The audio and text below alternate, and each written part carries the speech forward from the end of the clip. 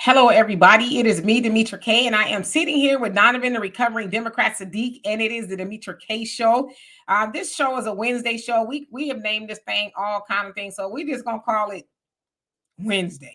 But nevertheless, we are live, and the purpose of the Demetra K Show is to promote Black love, knowledge, and understanding of all things that go on in the Black community to make us an even better people, with the emphasis on even, because we are great people, but we can always strive to do better. Like I said, big giant thank you and welcome to Donovan. Also to YouTube, Twitter, and Facebook. You are the other side of the conversation. Not only are you the other side of the conversation, but you are family. And sometimes we share the link for you to come up, ask a question, or voice your opinion. I ask a couple of things. If your thing looks like this, and I have not seen you on here before, please show me this so that I can verify that there is no nonsense. And then if you want to blank yourself back out again before I bring you up, you are free to do that. No one else can see you but me until I bring you up to the big screen. The other thing that I ask is that please, if you have asked that question or said the same thing over and over again, there's no need to repeat it, because we like to have other people, newer people, if you will, come up here and have a chance to say what they want to say. I also ask that we are respectful to one another in the comment section and on the panel, as I know sometimes things get heated, and I know we want to drop a word or two. I'm guilty of that as well, but sometimes I have to catch myself like, oh no, don't say that. So I don't sometimes. The other thing that I ask is, if I bring you up here, breathe. What I mean by breathe is, we're having a conversation, right? Let's not make this a monologue where we have to say, all right,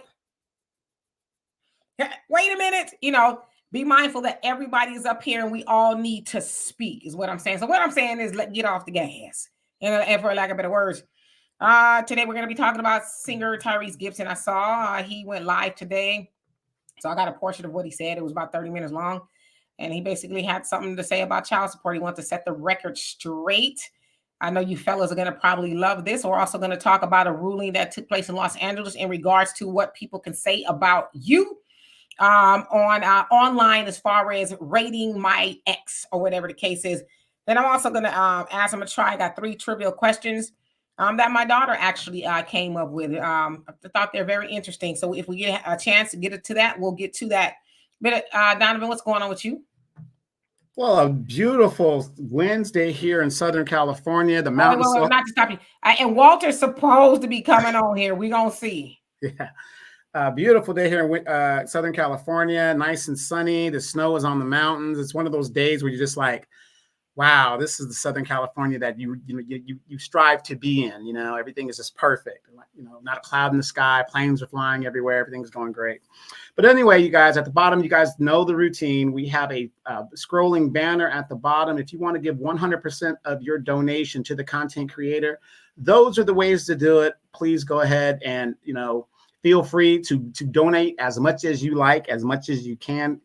The content creator greatly appreciates that. Also, do not forget to download the African Diaspora News Channel app. The goal is 10,000 subscribers. 10,000 subscribers is all we need. Then we can get off of these folks' platforms, go on our own platform, talk the way we want to talk, and discuss what we want to discuss, because the revolution will not be televised. So if you guys have not gone over there and subscribed and you haven't become a member, that's one way you guys can do it. You can do it on YouTube itself. You can do it on the internet.com and all that other good stuff like that. But you can download the app. That way, while you're sitting in traffic, you got your little phone, sit it up there. You can see what's going on in the diaspora, or see Demetra and some of her great content that she puts up there while you're sitting in traffic, because of the app. So again, a lot of great stuff. Philip Scott he's been terrorizing the Democratic Party, and facts are just the facts. But this is an interesting topic. I am a victim of the child support system, but guess what? I went through it. Rite of passage. I made it. I went through it. Would not do it again. And I'm going to tell you guys, you can learn a lot when you are more responsible with your Johnson. Wow. I think that's one of the best things you've said in a long time. That's right. Let's put that on a shirt. Be responsible with your Johnson. ... I like that. Yes, indeed. So I just want to reiterate about the African Diaspora News Channel app, as Donovan has done a great job of talking that up. As he said, the more of us that are on the app, then we can leave these other people's platforms, because y'all know we got to be very censored on here. And there's things that we really, really, really want to say, but we just can't say it. We don't want to jeopardize our standing here. And so, again, the more of you guys that go onto the app, then, y'all won't see us on here as much.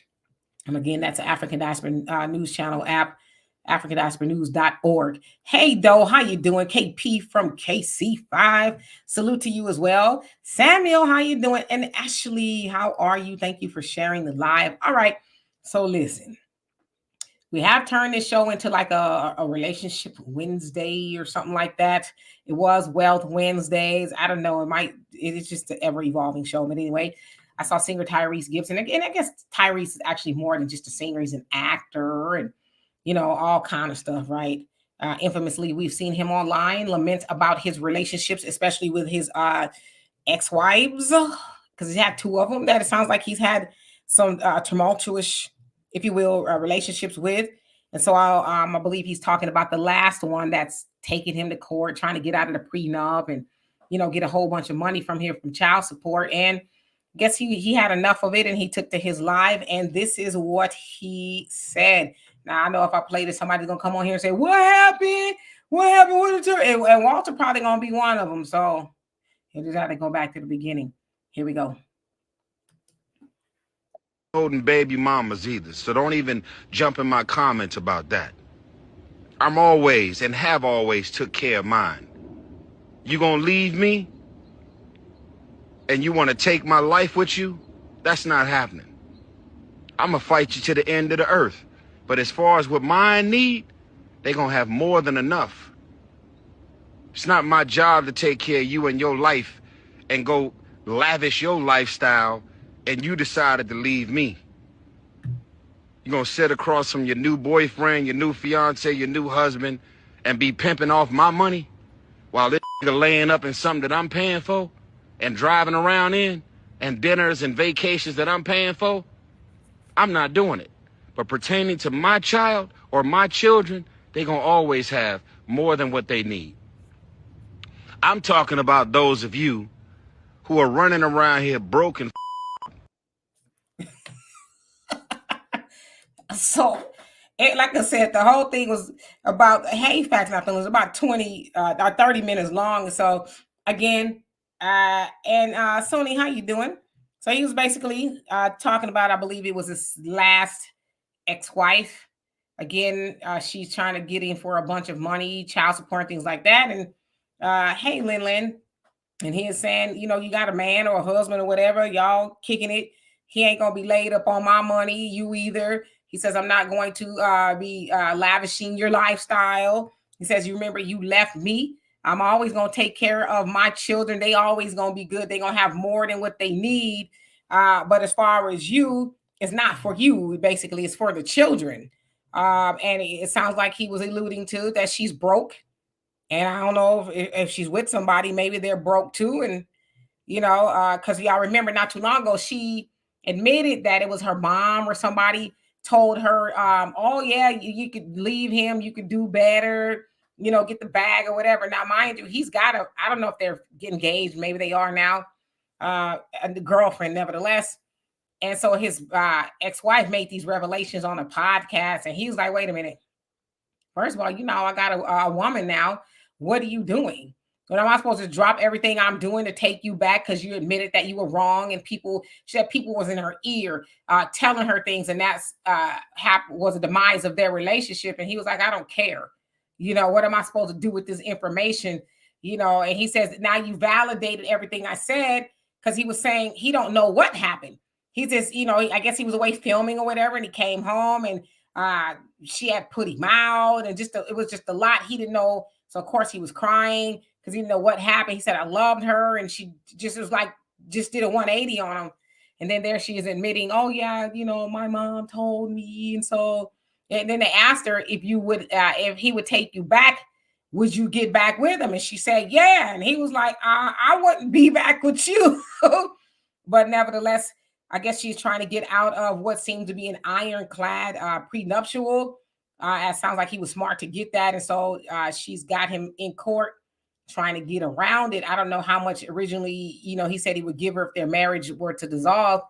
But it doesn't sound like she is happy with that amount. She's actually wanting more. If I'm not mistaken, it's like 20,000, 25,000, something like that a month or more that she's wanting. He's like, nah, that ain't what the prenup said. So he's basically saying this child support ain't for you and your dude. It's for the children. So Donovan. Right. It's sad because she keeps talking about, I want to get back, whatever the deal is. I want to do all these things. Right. Notice she did not stop trying to crack the prenup.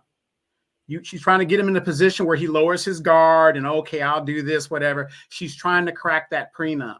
Once a person shows you who they are, believe them. Like I said, he was filming.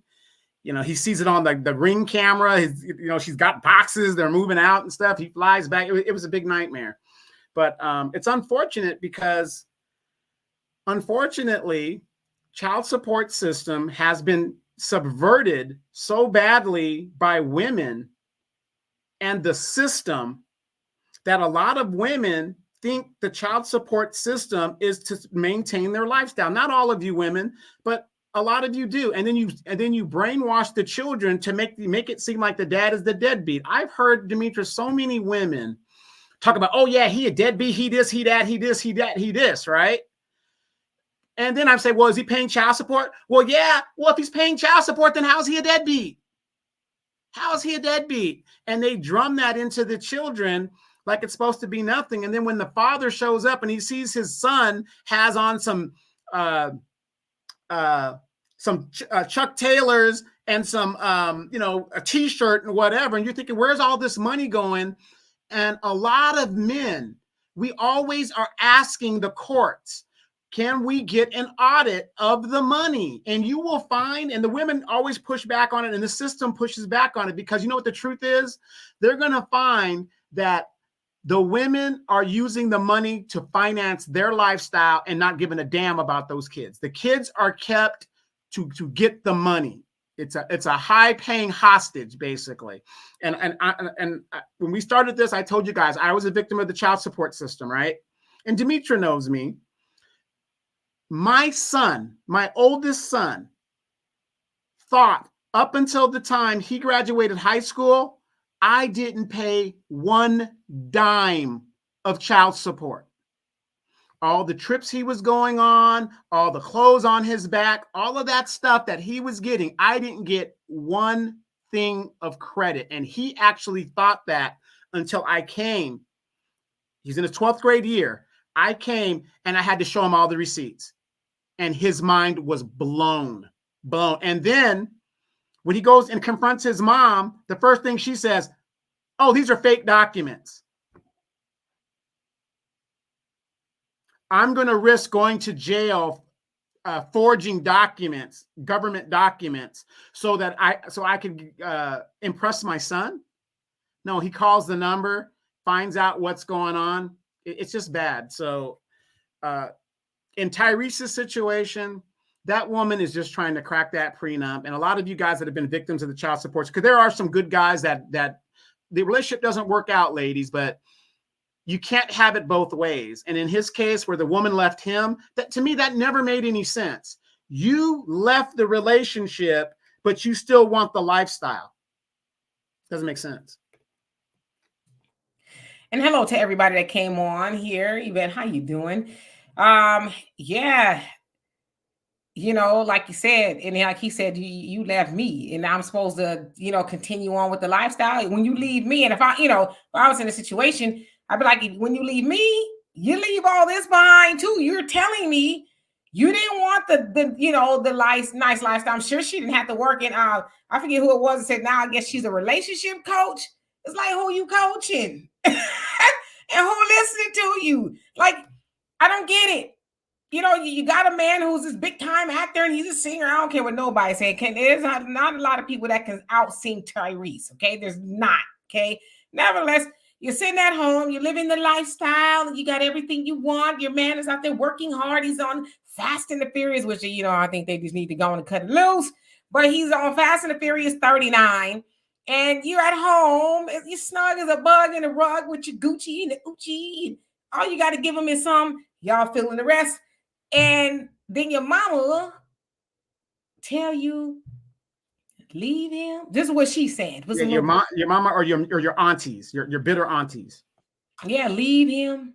You can do better. You can get some money. You know, you get the child support and the alimony, and you do it. See, something tells me she already has something else going on.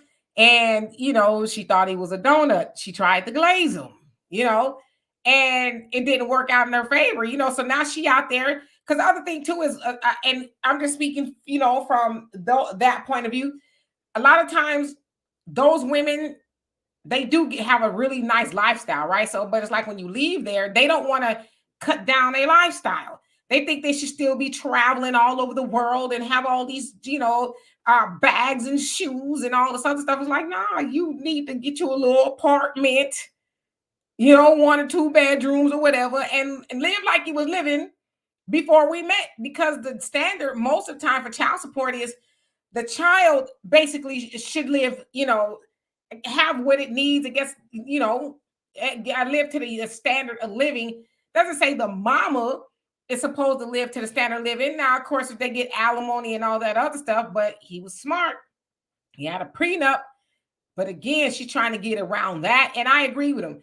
If you got a man in your life, he should be a good man to where you don't even really need my money like that. What you still trying to take me to the cleaners for? Your man ain't working? He, you know, is he broke? He ain't got no money? Like, that's what I would be wanting to know. Wow, Tyra. There he is, looking like $1 million. I'm trying to get to $1 million again. Yes, indeed. So did you see the video at all? And let's see here. Facts, not feelings. You talking about the video that Donovan and I discussed yesterday. Man, that was a doozy, wasn't it? I don't know if y'all saw that one. It was our little podcast. And hey, brother Reggie, how you doing? Our podcast where we talked about a woman. The stepfather comes home and he sees the biological baby daddy that wasn't in the child's life there. He's playing PlayStation and all this other stuff. It was a lot going on. So if y'all haven't seen that one, go check that one out. We did that yesterday. JJ, how you doing? Say he's just a winning lottery ticket. I mean, you know, well, maybe she need to go try to play her odds again with the next dude. And yeah, how you doing? Says nothing makes sense until you make it sensible. If you can, right? Sparkling for Jesus, how you doing? Angela, how you doing? Says that's all the more reason to make sure you marry a partner with their own career and business. Yeah, and it's funny, right? Easy, you caught that rap I put down. More threads. How you doing? Says, hey, Demetra and Donovan, I've been so busy. Nice to catch you live this week. Yes, I understand. I've been busy too. All right, let me skip down a little bit. And Doe, he says, folks need to keep family out their relationships. Yeah, I mean, your mama telling you to do this for what? That's what I've been like, mama, why are you trying to get me to leave my man? This man ain't doing nothing to me. He working hard out there, working hard for the money, and I'm gonna leave him to do what? Stupid. Well, see, and the funny thing is, you women haven't figured it out. These older women are jealous of you guys because you guys are in your prime. You guys have a good relationship. You look happy. And these older women, you know, got lied to by the feminist movement or whatever it is, and they want to sabotage you. Misery loves company. And, you know, I will never understand why young ladies who are in decent relationships, there's no problems until the auntie or the jealous friend puts their 2 cents in, then all the problems start happening. Yeah, I mean, at some point in time, you got like, well, auntie or mama, you ain't got no man. You trying to have me not having no man with you? We gonna be like three, this old bitter hags? What we gonna talk about all day? How our men ain't nothing when you know you told me to leave them? That doesn't make any sense. Look at the media today. Oh, black men ain't nothing. Oh, you know, we're dangerous. Little black girl. All these movies that make men, you know, and I can understand younger girls being afraid because you're being indoctrinated and fear is being put in the back of your mind to where you think, yeah, look, you know, my mom and dad didn't work out. My dad so-called walked out on my mom, or the relationship didn't work out. It isn't the Disney fairy tale ending or whatever. And then these women, young girls, take this stuff and they project it on themselves when it's not their reality at all. It is not their reality at all. But then if I'm lying, ladies, if I'm lying, why is it that the older women are competing with the younger women for the same types of dudes? Oh, I wouldn't know nothing about that. You must be talking about them ladies over there. Walter, did you see the video? Which one? I see. It's not that long. I'm gonna play it again for those of y'all who came in a little late. Next time, be on time. I've seen a few of them. The one where he's crying, the one where he's no. This is the one he did today. It was 30 minutes long, but this is like a minute, and everybody's saying hello to you. And Steele, how you doing? So here's the video, you guys. I'm gonna play it over for you for those of y'all who crept into the classroom late. Here we go. Freeloading baby mamas either, so don't even jump in my comments about that. I'm always and have always took care of mine. You gonna leave me and you want to take my life with you? That's not happening.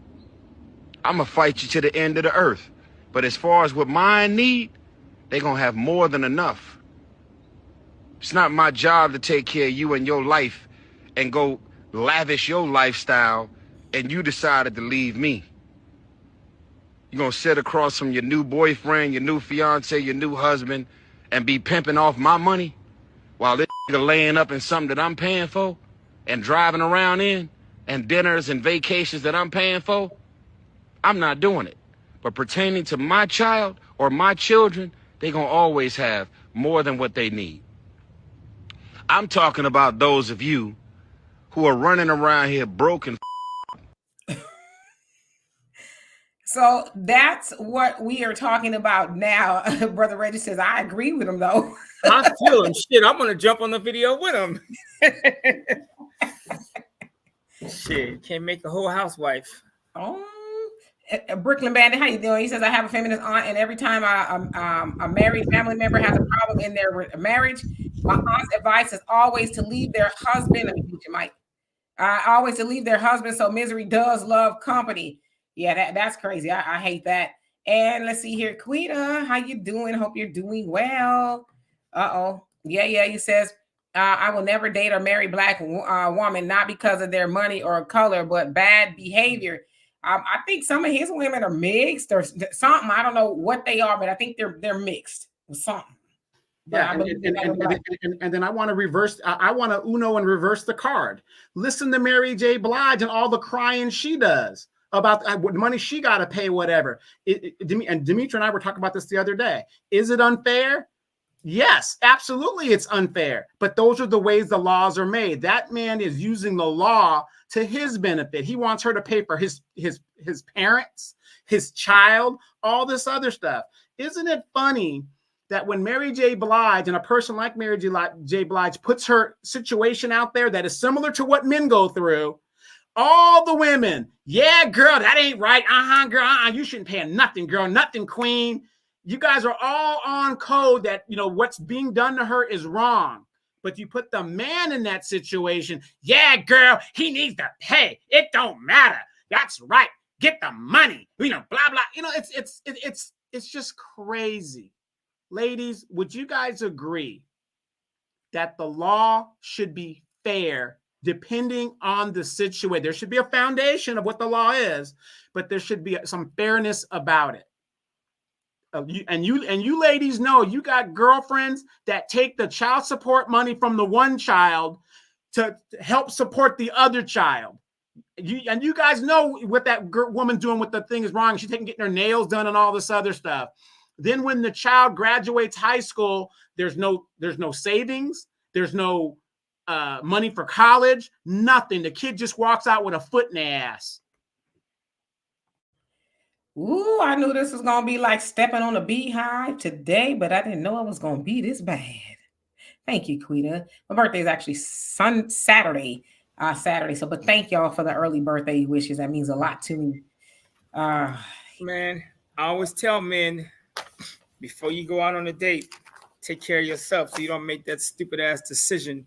Because I know how it is, man. You be out there, she looking fine, you looking fine, you had a little bit too much to drink, and you go up on there unprotected, and you got a lifetime full of misery. Sometimes, we ought to get a dream board and picture you crying with your woman, with her new man holding your money. Put that shit out your front door, your back door, on your car screen, when you turn on your car, the radio come on. So a picture of that nigga popping up holding your money. You missed the part of the show where I said we can't be using salty language no more. Oh, I'm sorry. Well, I won't do it again. But he got a point, though. I mean, that is cold. And men, there's nothing for us. There's no reason for a man to get married today, number one, because we end up losing the kids. We end up paying for everything. There's just I can't see zero benefit for a man being married. No, not married at all. Like, so you just saying, so what should people do? Because women leave the relationship 80% of the time. And I'll give you a case in point. And I'm going to leave her nameless. I had a girl telling me, I want my husband to do more for me. This man works, is a super father, like with the kid, at least 50% of the time, if not 75. The woman don't work. And she's like, I want him to do more. I'm like, you understand what you're saying? Like, let a woman in your circle hear you say that about this dude. Like, see, women, or should say, some women say, well, he didn't really say he loved me all the time, or he didn't comment on the way I looked. So I put my titties on Instagram and other men or appreciate me. It's like, no, every time this man get a check and he pay all your bills and he come home and he sit down at your dinner table and make dinner with you, that's him saying he love you. That's him saying your dress is cute. So men, we got all kinds of stuff to deal with. And it's always something with women. And I ain't gonna sit here and bash women, but men, we be sitting there like the dumbass on the couch. Everything's taken care of. You know, we had a fabulous dinner, took her out to dancing last week, or we went to the symphony last weekend. And this chick come in talking about, well, you know what? I wish we would have went bachata dancing or some shit like that. So out of the 50 things, bachata, you know that Mexican dance, dun, dun, dun, dun, My elbows be like, yeah, they popping the coochie to the center or some shit. I don't know. I'm gonna have to give you my ground rules once again. Yeah, I'm sorry, it's been some time, but it's a weird dance. But men, we sit here blind. I had an ex-girlfriend that used to always tell me, get a clue. I said, I don't want a clue. I want you to tell me what to do, because I'm spending money, I'm taking care of everything, I'm affectionate.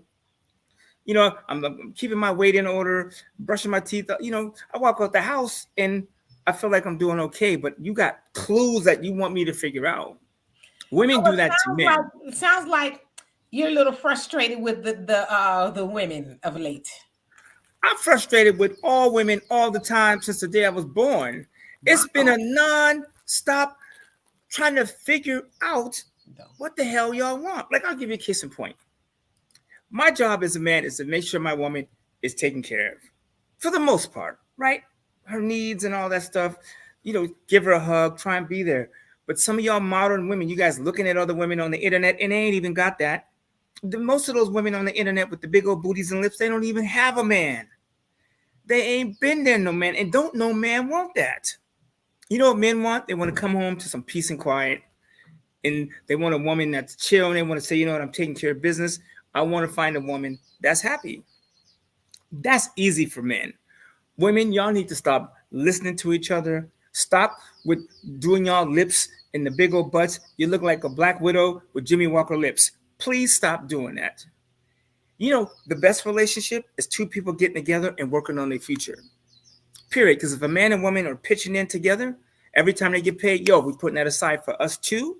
I guarantee you some of those other problems will disappear, because what woman in her right mind leaves a situation that she has put up a good chunk of the money? So the problem with these people is they leave because they taking shit with them. I guarantee you, if they put in the money, like if women, I'm just talking as a man because I love women. If she's putting in a good chunk of the money, I guarantee you she's not leaving and ripping it apart because she don't feel validated. Do you understand what I'm saying? Those are women that tend to come to the relationship with nothing or less, and they end up leaving. And it's funny how they leave the cat with the money. They'll never leave the broke dude sitting on the couch playing PlayStation. They leave the rich dude or the brother that's busting his behind. That's the cat they leave because he can afford, so they think, to take care of him. That's all I'm saying. I don't know what happened with Donovan, but I'm sure he fell off. He'll come back. Wow. Okay. Just listening to you. Tell us how you really feel. More threads. How you doing? Says this. Soul makes me miss my ex who passed away. The only man I'll ever love. Never had these issues or battle with him. Yeah, that's I've heard some people say that. Lauren London. She was with Nipsey Hussle. She said that. She says, I'll never be in another relationship. She says, I'm good. I've had all, the best relationship I ever had was with him. She says, if I entertain getting another relationship, it'll probably be when I'm 60 or 70. But she says, right now, I don't see myself ever being in a relationship because I'll never come close to what I had. So. And Nipsey, that's how you leave your woman or your man, through death.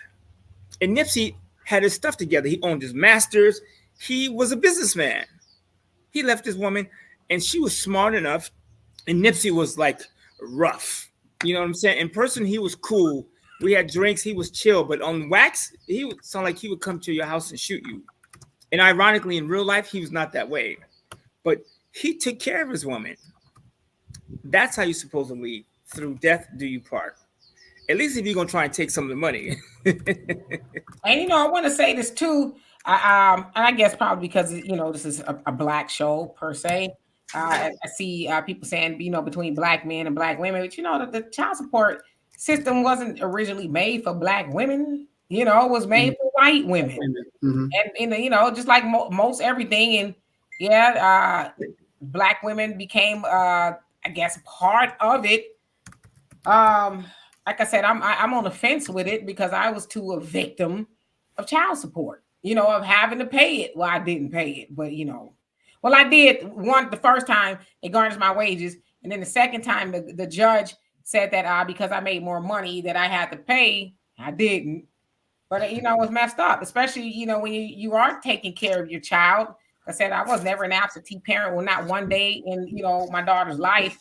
I did the most of the heavy lifting, if not all of it. So I get it. So I wouldn't say it's a black woman thing, and I know since you're black men, you probably mostly dealt with black women. And, unfortunately, there are some women who abuse the system, because I know there's quite a few men who have said, hey, let's work it out. Well, we don't need to put the man in between us. And she done listen to a friend or a cousin, some girl put him in the system. Make sure you get your money. And then the flip side of that is when you go to court and they say, okay, this is what he owes. It's not nearly enough, right, to pay for all the things you got going on. So then when birthdays and Christmas come, it's like, oh, well, I'm having this party. You think you can help me pay half? And it's like, nah, the judge said all I got to pay you is this a child support, and you get that out of my check every month. See, the problem is you didn't want to just be civil. You wanted to put the man in our business. So, because if that happened to me and I was a man or anybody, put me on a system, opposed us working it out. And every time it came to me and said, well, can you go half on the birthday party or this? I'd be like, no, because we could have did it the other way, but you didn't want to do that. So the man said, all I got to do is give you this, and that you better make it do what it do, boo. So, because at some point in time, people got to learn it's easier to try to get along with the other person than to put the man in your business all the time. Telling you, next time you get with somebody, make sure you guys got something together. That's the best way to do it. I will not mess with a woman. I sound like Sam I am. I will not with green eggs and ham, not in the box with a fox. I will not mess with a woman that is not participating financially in our future. Even, I don't care. Love can kiss my behind, because love fades. Cash does not. You can leave $1 on the table, in 20 years, it will still be the same. It might be inflated thanks to Bidenomics, but that dollar will still love you the same. So I believe those are relationships that work the best. Me and my ex-girlfriend, I have not seen her face in 1 year, but we still communicate decently because we have stuff together. Those are the best relationships. She put in money, I put in money. Period. Everything else is, and because what do you guys say? I'm talking like a heathen. Evenly yoked, or what's the term? Yeah, that's supposed to be evenly yoked. So be on the same page, with the other person. Yeah, because and I tell, get myself in trouble. I tell women this all the time. Sex is cheap. Especially if you live in California. There's purple lights everywhere. Donovan wouldn't know nothing about this because he spent all that time in DR. But Heading man, back on the 20th. Gotta use that voucher. Colombia is room hotel and masaje for 25. And I might be overstating it. I mean, I haven't been there. I just heard that's what it was like. But the point I'm making is sex is cheap. Beauty is cheap. I don't care, women, how fine you think you are, or your man will walk out. He will see a woman at the bus stop. She could be broken down, but she could be fine. And if he's basing his relationship on looks, he will be checking her out. So you got to build it on something else. And women, I really think you ought to do is Google old grandma and find one of them talking about the relationships the way it used to be. Because I don't remember women leaving. Well, I don't even remember black couples breaking up. They never got divorced. They separated, but dad still came over and got his plate. Mom still provided his plate and stuff. He picked up what he did, grandpa dropped off some money, whatever, and went about his business. But back in the day, they knew it was important to stay together economically. They knew it. Right. Yeah. I mean, families did break up. I know my family has some interest in drama. But the crazy part is my mom never took my father to the bank. I don't ever remember my mom talking about money with my father. Not ever. Not like he ought to send some money. Nothing. First of all, my father would give us money, so that wasn't the issue.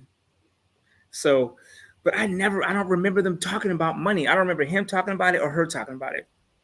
And I know when you take that out of the relationship, the money drama, it's easier to get along. And my mom and dad went through some wild stuff, and it's in the book, so I'm not telling no secrets.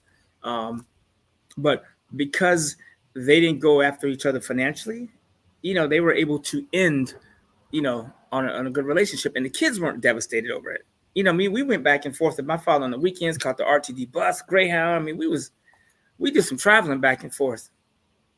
But my parents, we could still get both of them in the room toward the end of their life, the middle of their life, and we could sit down and have dinner and have a good time. That's you know true. what I'm saying? I got two questions for first, Walter, our brother Reggie wants to know, how are you doing with the big C as you were smoking on a cigar? Well, cigars you don't inhale. Well, I added that last part in, but ain't no chemicals in here. No, I'm doing better. My weight is down. My nitric oxide is up, man. I'm on some new health kick I'll have to tell you about one day. Life is good. All right. The next question. If I do pass away, I'm going to be healthy. You know what I'm doing in my sleep? Hopefully next to something fine. I'm going Donovan style. With a smile on your face. Exactly. Life is too short. She roll up, I'm going to be like... Okay, I got a question for each one of y'all. And Honeydew, how you doing? I think this is a great question. Why don't men sue the women for child support? Well, I believe every 2 weeks. I believe the way the court system is set up, because we live in a patriarch society in general. That's how this country was set up. The women are the weaker vessel. It is assumed that the woman is a better vessel to raise the children. It's just naturally assumed because women are nurturers and all that other stuff. So if you don't have the child and you're the one with the child, it's hard to sue a person who is the main provider of the child. You can't sue that person because you're taking away rather than adding to. That's what I would assume. I mean, that's old school. Women staying at home, taking care of the kids. I think they got too many things they see. By the time you wake up in the morning and get ready, you've seen 10 Instagram videos of how your life is crap and how you could be doing better. I think they got too many things to deal with. I think also, and then I want y'all to look at this question and just ponder it just for a second or two, and then we'll discuss it. I think the whole thing of the women staying at home is because that was the way it was traditionally, right? Traditionally, the woman stayed at home. When you say she's married, right? stayed at home. She took care of the household, the husband, the children, and herself if she found time. God forbid. But yeah, so that was a more of a traditional sense. But today, are we talking about that same woman? You know what I mean? Because like you said, it's assumed that she should get the child support because she's gonna, stay home with the kids or whatever. But are we talking about the same woman of, let's say, our mothers, right? Are they the same? I mean, you hear Tyrese talking about you trying to get with a dude, and you want to be flued out on the child support money. So are we even talking about the same woman? Yeah. First of all, listen to Tyrese. Got me hoping they bring the purge back. I know who will be on my list. You want to answer this? Y'all want to answer this question? I don't know why y'all think dating and married with YT women is better. Have white on for you too. We got to abbreviate. White women is better than they have no. I don't know any black man that's ever dated a white woman long term that thinks that being with a white woman is better than being with a black woman. Matter of fact, I would say it is tougher by far because I've dated both. A sister girl, when a sister is upset. It take a second. It could be a small look because black people, we have a way of communicating. So when your sister girl is upset. With white women, that shit just build. It's just like kapow. Man, I was seeing this white girl briefly. Now y'all start hearing, well, with the white woman, y'all start hearing dun dun dun dun dun dun. Oh, man, also they got Judge Wapner on speed dial. So what I see with them, and I just think they've just been on the pedestal. White women have had it made. There have been the women, whatever, on the pedestal. The white couple, the white man has, in the media's eyes, has been like the man to be with. So white women have been taken care of. So, but I think when things go their way, it's worse. Like I have one of my white friends. I dated her for a second, but we're friends now. She called me every name in the book. You mother, you ain't. I can't believe. Da, da, da, da, da. And 3 days later, she was like, "I'm sorry." Did she call you the N-word? Oh hell to no. No. She ain't crazy. But I don't know any. I'm trying to think of all the black women I've dated. If I've ever had one do that to me, and I've dated some crazy black women. Been on a couple dates with some. First date, I had to. This is gonna be it. But I could tell up front what it was gonna be like. So, and I love all women. I do. But for the sake of humanity, I don't know if I could marry a white woman, not because I'm not attracted to them, and I am. So I'm gonna be upfront. I love all women, Mexican, black, dark brown, sister. I don't care. I like all women. And men that sit here and say they don't, might as well go stand next to TD Jakes with all those lies. So, but being with a woman, a black woman, you can talk about things, you can talk about history, you know what I'm saying? There's a lot of stuff you could talk about that you can't talk about with white. I mean, some white girls are actually pretty know black history. But for the most part, it's easier dealing with a woman, of your own race. Donovan, I don't know how you feel about that, but no, I agree. I've never dated a white woman, so and don't get me wrong, ladies. I'm not saying that I wouldn't. I've just never ran across one that I was attracted enough to date a white woman. But if I did, one of the first questions I would ask her is, how much money does your dad have in the bank and what did he do for it? Because if I'm going to be dating out there, I want to be compensated because I know you sister's going to give me that look and the stank face and all that other stuff. So you can't walk down the street with a white woman past the mall with no man. I've done that multiple times. Yeah. I took my wife to a black church. Oh yeah, they ass on that one, boy. Man, and we got it from the preacher, from the comedian, exactly. From the I mean, by the time we walked out of there, I felt like I was Jesus in Passion to Christ. That shit was over. Right. And then, my brother was married to a white woman, and seeing the crap that he went through, I think that actually really traumatized me because he went through a lot of unnecessary stuff. And like you said, Walter, culturally, it's different because at the end of the day, a few N-words were thrown when they got in arguments and stuff like this. But of course, when you date you know, the not, I don't know how to say it, but the point is, my brother looks back on that time and he is so embarrassed about that because he's married to a sister now, whatever the deal is. But for me, it's just hard for me to speak on that because, like I said, to each his own. I'm not saying I wouldn't date one. I just never ran across one because, you know, to each his own. To each his own. Everybody, it is all good. But Donovan, I just know. Didn't you go to Norte Vista? Yeah. All the fine white. No, listen. I ain't gonna sit here and lie. Okay, hold on. You ain't never ran across one. Hold on. I muted y'all mics. What y'all would not do is sit on a very black woman show talking about when you some bad white girls here, there, anywhere, under no rocks. Nowhere will you two Negroids sit up here and do that. Now. No, well, you know, the thing is your sister kept trying to hook me up with Cartina. Remember, I only had that government class. Remember, we only had government class, so I was only there for that one class, so I didn't really study those chicks. I was on my way out to the military. I was heading out. Y'all done? I muted your mic because you was doing too much. Okay, go ahead. No, I'm saying, but to be fair, the races are pretty mixed. The races are pretty mixed up at this point. I don't care what you say, unless you live in one of those cities where it's all black or all white. The races, we're so mixed. It's hard to focus on race anymore.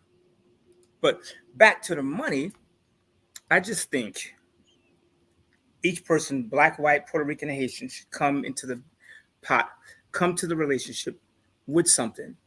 Do not date somebody that is not bringing anything to the table. Period. Especially in 2024. In 1984, maybe. But like you telling me, especially I'm 55. So any woman that I date is going to be, ain't having no more kids. You know what I'm saying? So that part, if I marry somebody, we have kids, okay, then we have something together.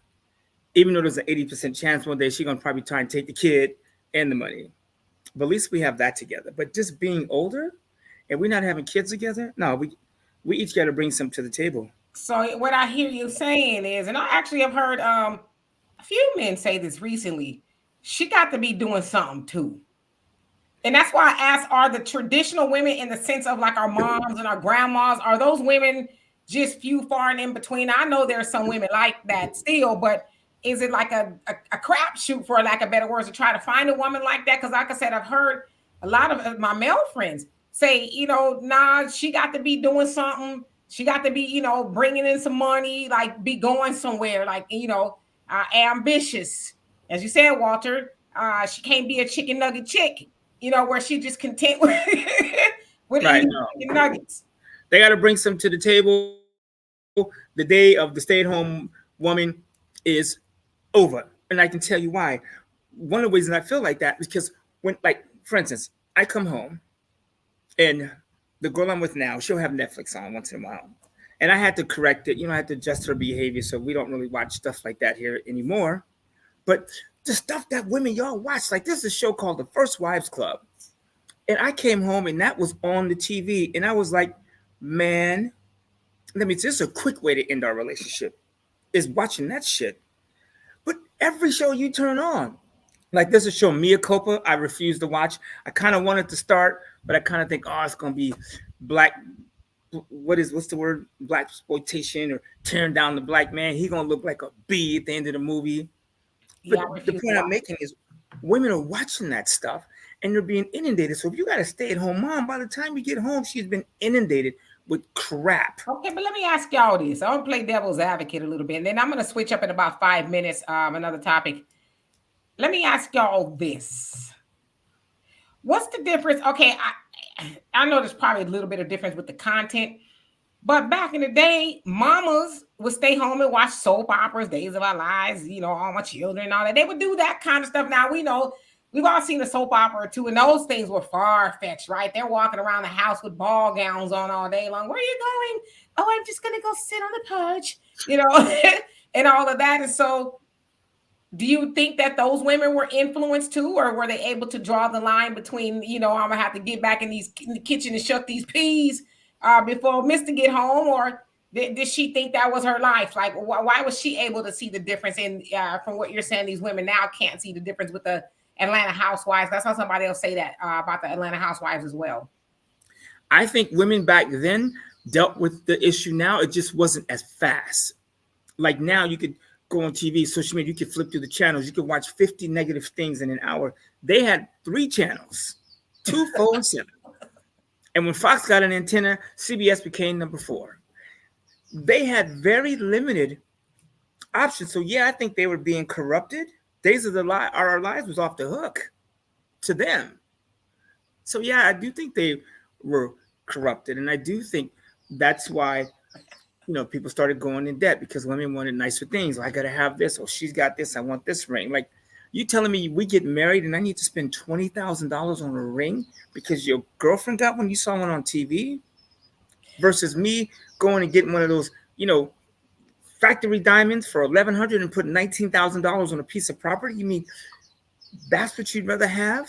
Okay, but let me ask. They were dealing with that, but not as bad. I'm playing devil's advocate, and Donovan, maybe you can help me out here. He said, this woman, because I do know there's women out there who want the ring that they got to have a wheelbarrow carrying the diamond around on. Why wouldn't a man? I'm not gonna say any y'all personally, because I don't think either one of y'all bought no $20,000 ring, but wouldn't a man, right? Wouldn't a man already know that before he asked for her hand in marriage, that she's a little shallow and she's gonna want, because of course we ain't talking about nobody on here being Jeff Bezos yet, right? But wouldn't you know she was already a little bit materialistic before you asked for her hand in marriage? And why would that be a surprise to you when you brought her the little Cracker Jack ring and he said, hey, will you take my hand in marriage? She's like, I'm not gonna wear that. Why wouldn't you already know that? Let me answer that. Sometimes you hide stuff. Yeah, let me answer that real quick. This is what I think, and I could be wrong, and you guys tell me in the chat if I'm wrong. Because in today's society, people are not dating. They are screwing. They're screwing first, getting to know each other later. And that's where the problem is. You see a lot of people, they're sleeping with this guy. It's more hormones and it's a more sexual thing. Next, the girl gets pregnant. And then that's her baby daddy. She's going to go through the pregnancy, whatever. That's her baby daddy. She didn't really know that guy at all because she met him at the club. It was a one-night stand. And now she's, dealing with this guy with the baby. So I think that is the problem. People don't know each other and they don't court. They don't date like it was back in the day when we were coming up and our parents were coming up. Now with social media, it's basically swipe left, swipe right. Let's hook up real quick, a hookup culture, which to me is really, really bad for women because you guys think you can do what men can do and have a different result. And you do have a different result. You guys end up with the babies. And so that's what I think is the issue. The people don't know each other.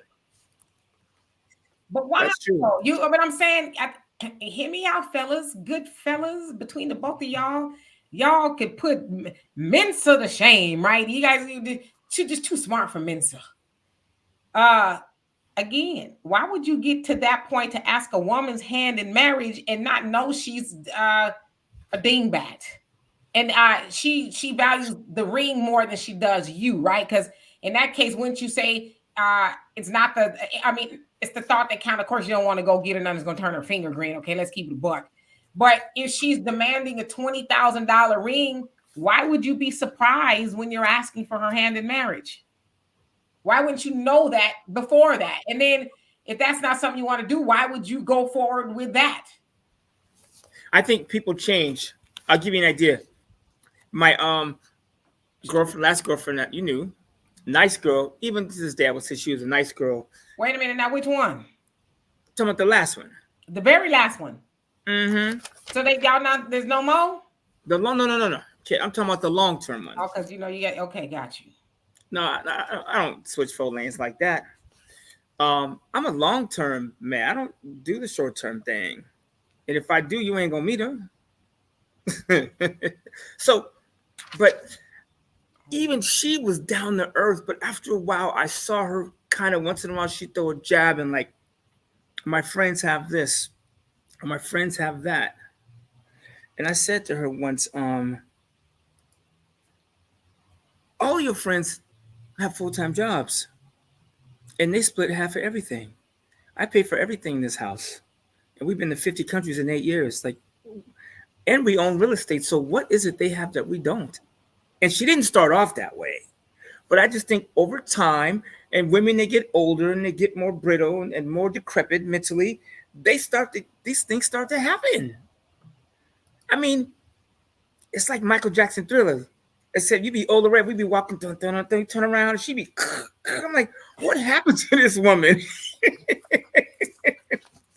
That was my experience, and I've seen women with the best intentions sway a little bit, and I just think it's the media.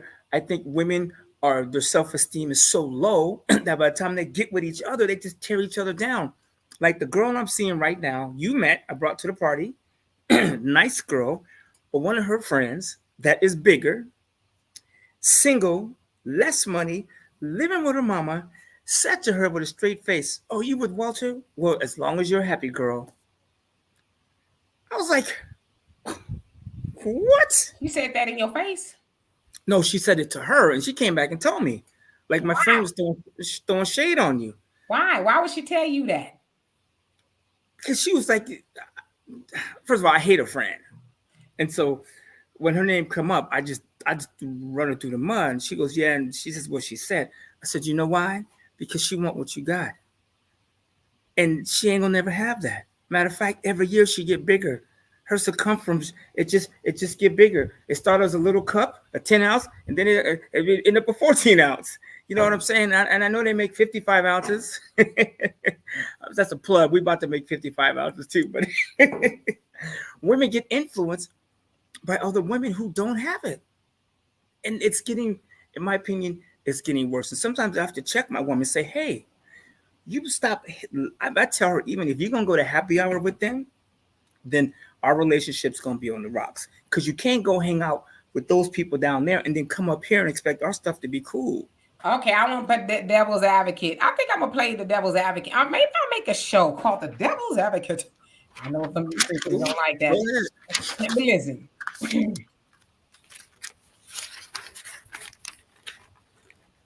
So that was her homegirl, and I'm assuming it's a homegirl for a very long time, right? They've been, pretty cool for a minute. Something like that. They've known each other for a while. They worked together for like 10, 15 years. And then here you come along telling her that she can't hang out with her because she ain't up here with us. Do you see what the problem is? Like, Not really. Well, you're telling her essentially to get rid of her friend for you. No, I told her to limit her time with her friend because if you hang around fire, you're going to get burned. And when your friends see you in a good situation, like we rolled up to a party, right? Her friend was there, the one we talking about, Humpty Dumpty, and my other homegirl. And we pulled up. I was suited, black suit, like she got our black dress heels. We hop out the Range Rover. We looked like $1 million. And I could just feel the tension from her friend. I said, her friend want what you got. She wish her big ass was sitting in the seat where you sitting at. So she can spend some time with her, but don't spend too much time with her. That's just my opinion. What's too much time? In my opinion, she shouldn't spend no time with her, but I can't be a dick and say you can't be with your friends. But shouldn't you at one point want better friends? Shouldn't you want people that are doing better? Okay, but somebody give me some little horns. Hey, shit, bring on the chat. Let me hit my escape button so I can read this nonsense. But I'm just keeping it real. Okay, but I'm saying, why would you get into a relationship with a woman that spends time with low vibrational people? I didn't know this. Now. Well, it's easier to not get it. It's harder to get out of something versus not get into it in the first place. No, it's not. Well, me, I like to fix things. You like to be a walk on a wild side. But to her defense, she has made some adjustments and she knows. Like, I'm like, listen, you have a man that comes home every day. I'm at home right now. You know what I'm saying? I'm here. I came home early today, made my money, hit my quota, and I brought my ass home, and I'm about to make dinner. And I'm like, yo, dinner's gonna be ready at 7. But if you're not gonna be here, let me know. Because what she used to do is she would come home. All my girls wanted to go to happy hour, and here it is 8:15. And I'm like, yo, you need to make a decision. Because don't let me start coming home at 8:15, 9:30. You know what I'm saying? 10:30, 10:45. Because I can do that, and I've been known to do that. And I promise you, I ain't gonna be at happy hour if I get home late. So there's a song back in the day. If it don't fit, don't force it. Just relax and let it go. Remember that? Yeah. Mom, I remember that all song. the time. Yeah. And how do we meet Vern? A case in point. My daddy watching. My daddy was watching. Yeah, well, that was a long time ago. So I just think you need to. I mean, if you're talking about like staying in a relationship, it's tough when you have negative outside influences.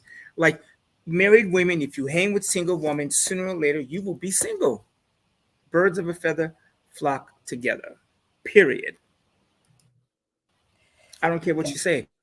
And I have some boys that walk on the wild side, but we spend very little time together. Very little time. I see them once every 6 months. If that. Are y'all gonna get married? Hell to the no. I'm never getting married. I won't do it. I don't care. Okay.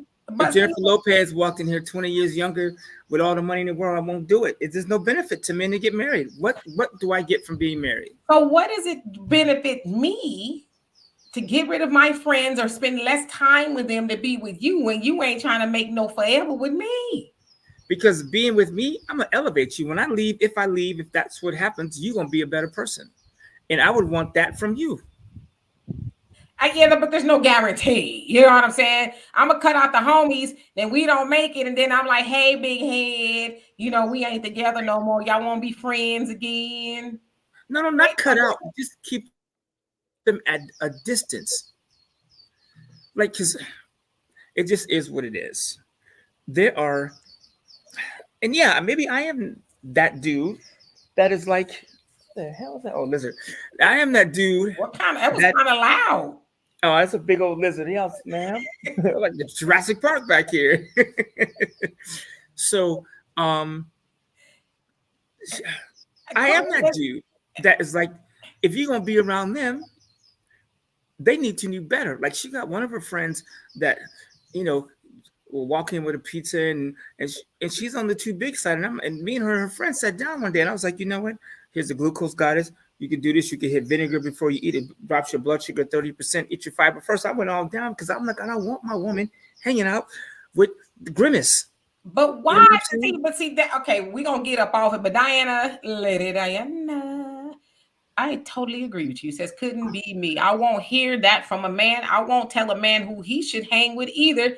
Took too much control is not a relationship. Yeah, I mean, not control, no influence. Yes, it is control because first of all, you knew I had these friends before you decided to, venture down that path with me. I did not know this. Well, you know now, but I'm saying is this, and that's kind of where the courting process comes into play. Well, you take all of that to court, see who their friends are, their parents, and everybody, and see if you want to venture forward. But that is control to tell her, I don't like your friends. Y'all need to do this. Y'all need to do that. It's like, first of all, you ain't put no ring on my finger.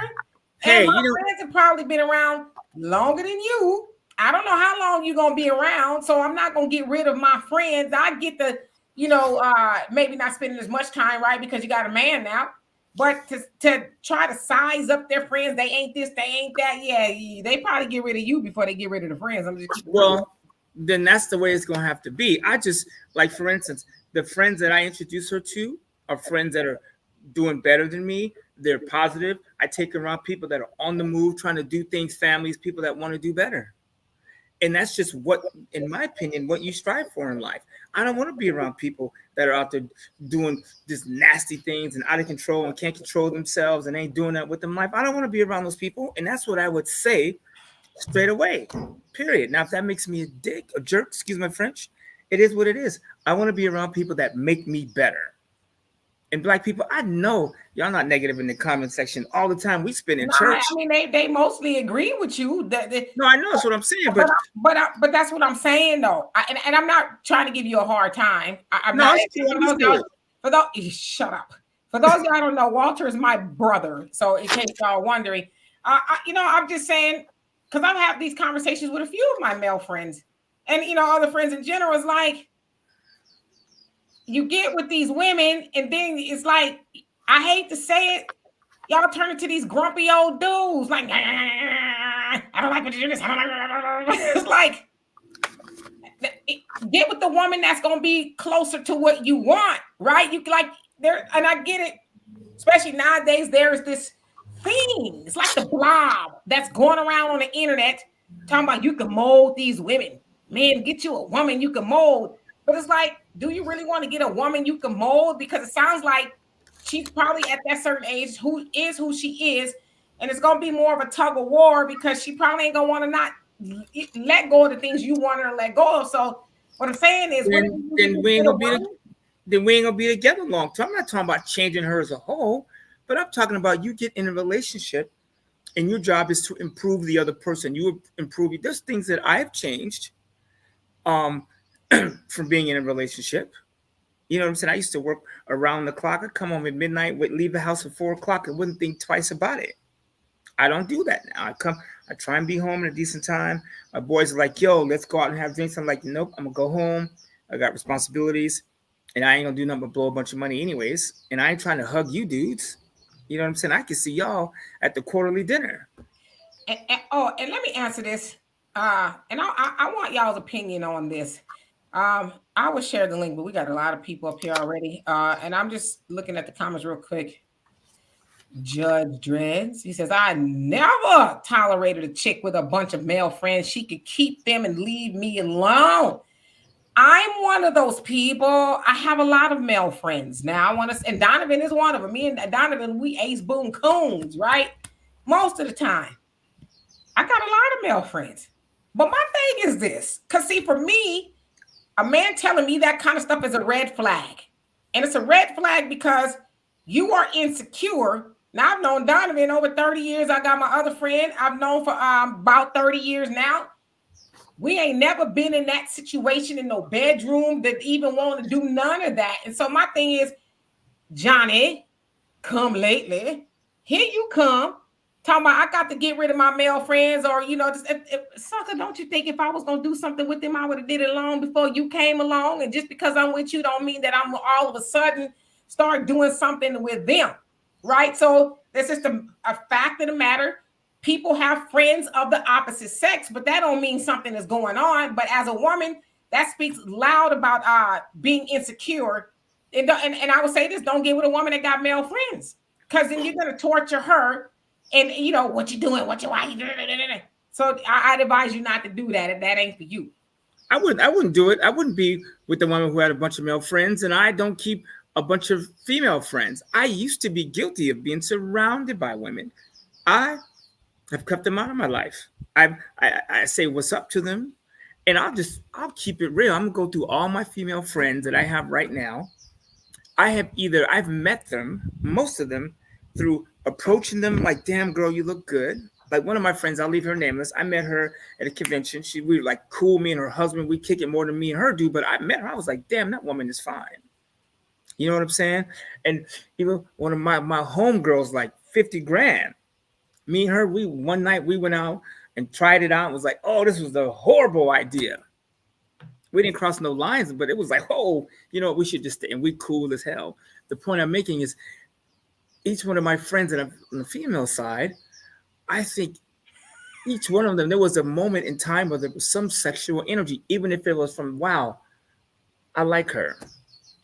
So, and I think and I think maybe why he's saying that, because women are inundated with crap.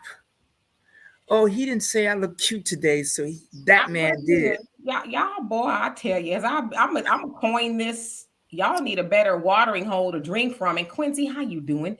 Says Demetri, it is what it is. Yeah, y'all do. Quincy, Demetri, one thing you're missing, like it or not, men are the prize. No, y'all not. Say it again, Chrissy. No, y'all not. We are the prize. That's why y'all act so crazy. But again, I'm not Men saying are the that. prize. Wait. Because I think when y'all hear a woman say the man is not the prize, y'all also hearing that the man ain't ish. I'm not saying that. Up until the last couple of years, y'all done been all up on the internet. Sound like a man, huh? Y'all done heard that the man is a prize. Y'all ain't never heard none of y'all daddies. And the sucker, don't you sit up here and lie. You ain't never heard your daddy talking about, hey, I'm the prize. Because what I also hear is y'all gonna be mad at me. I'm probably gonna lose 15 subscribers today, but it'll be worth it.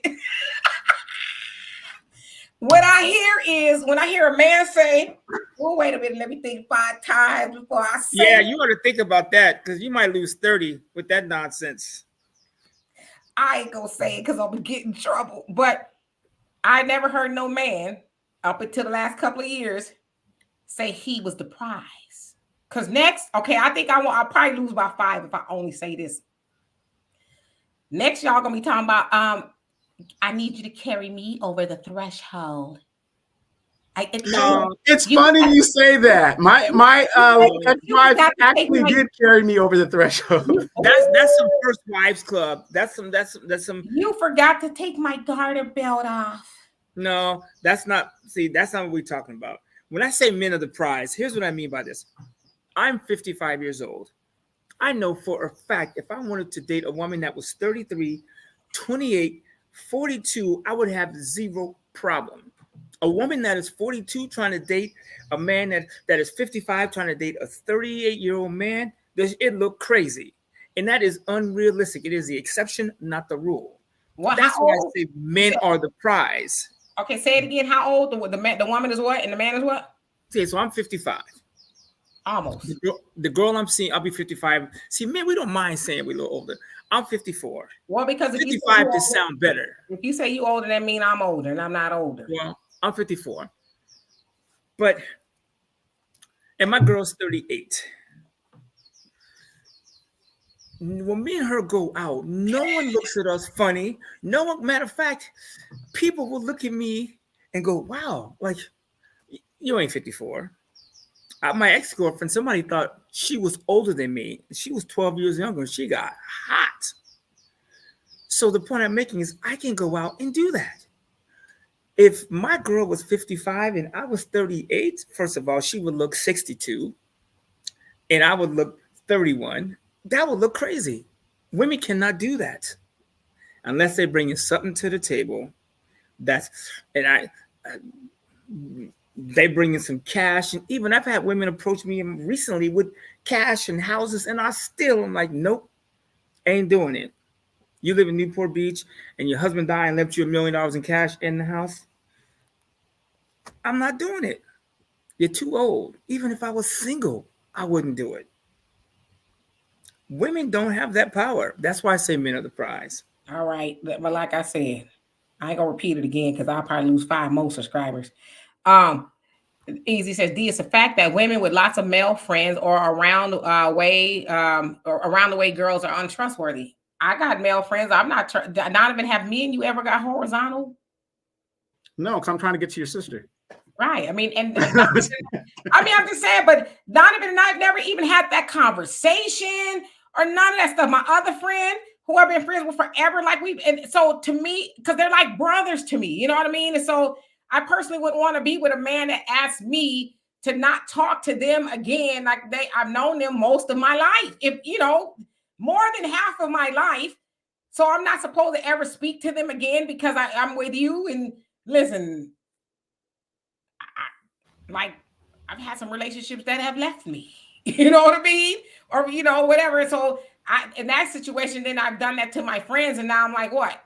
I don't have a man or friends? Yeah, you know what, ladies, if you guys are watching this, and maybe you guys agree, maybe you guys don't agree, but I think one of the stupidest decisions a woman could make is to cut off lifelong male friends that she has, because you could go to that friend that's going to give you a perspective about a man and give you that knowledge that you're not going to hear. When a man tries to isolate you from your friends, you're in a what's love got to do with the situation, because when you isolate that person, now you have no outlet to bounce ideas off and things of that nature. And you're really, to me, you're really at a disadvantage because now you don't have a knowledge base to vent stuff off of or whatever the deal is. Like I said, there will be times I would tell Demetra or whoever my lady friend is, hey, be cognizant of this, whatever, you're going to do what you're going to do, but at least you know this, whatever. And sure enough, you know, it might be it might be the right information. At least she knows the information and she knows what she needs to do. But how do you, and it blows my mind, the women that do cut their lifelong friends off. How do you equate a person you met 3 years ago? Yeah, the relationship is different. You're sleeping with them, which is different. And cut off somebody you've known since you were 7 years old. How do you do that? Nobody knows you better than that person you've known for most of your life that you can trust and all that other stuff. How do you cut that off for a person you just met 3 years ago? I don't think you should cut them off. That's not what I'm not saying that. I don't think you should cut off. Like if you just, okay, there's nothing wrong with having friends that are opposite sex, but obviously it's got to be to some degree. You know, like one of my friends, like you met my friend, my Filipino friend Antoinette. We used to kick it like salt and pepper, like constantly. Matter of fact, one time my girlfriend was like, "You should call her and y'all should hang out." And me and her, you know, and I kind of backed off of it, and we were like cool, and we talk all the time, and I still talk to her. But she got married, and her husband was like, "I don't care how close you and Walter could have been on the skyscraper together, saving each other's life. I don't want you two communicating it.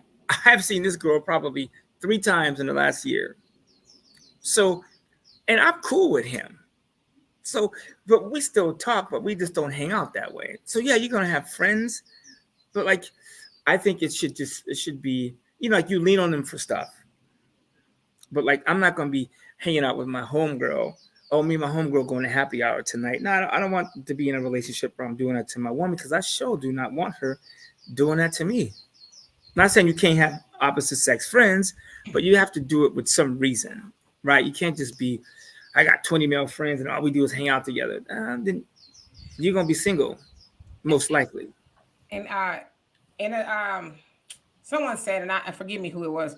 Yeah, I do agree. Yeah, if we get together, yeah, you don't be introducing no new male friends. Like, oh, I just met him at the grocery store.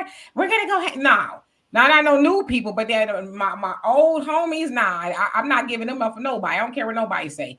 Because if we've been friends that long, that means we really friends, you know. And Quincy say, Demetra, can I challenge you to call your man friend and tell him to come over and you want some? See what he say. He gonna be like, quit playing. That's what he gonna say. And Donovan is my oldest. No, well, he older than me, but he's my longest friend. And then my other friend is my second longest friend, and they're men. And I guarantee if I call Donovan and say, hey, first of all, it'll be a long drive, right? Come over. He'd be like, get your ass off my phone. And not only would he say that, that's just gross. Right. That's what I was going to say. Shorty, and hear him go. That's horrible. Yeah. Even that. Oh, that just, ooh. Right. So the same thing, like, how Walter's feeling, that's like Ryan is like my brother. You know what I mean? So they would be like playing with me. Get off my damn phone. Is what they would say.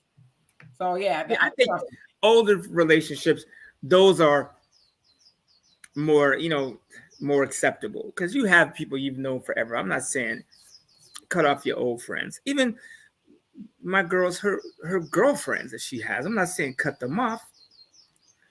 I'm just saying keep them at bay. Just spend less time with them because there could be a time where I'm gone.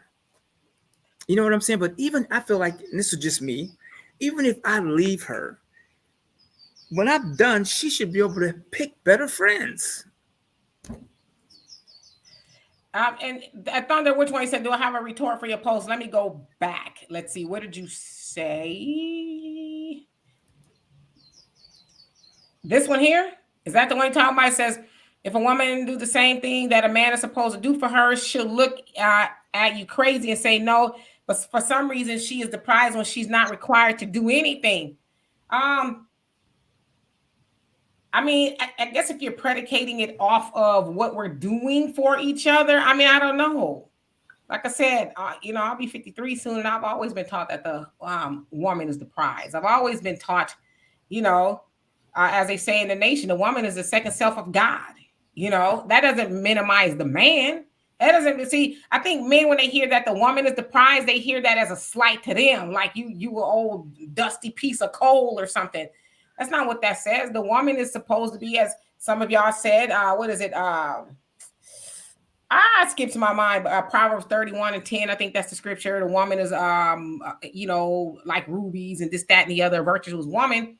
That sounds like they're describing a woman who's a prize. But again, don't say that the man is like dirt.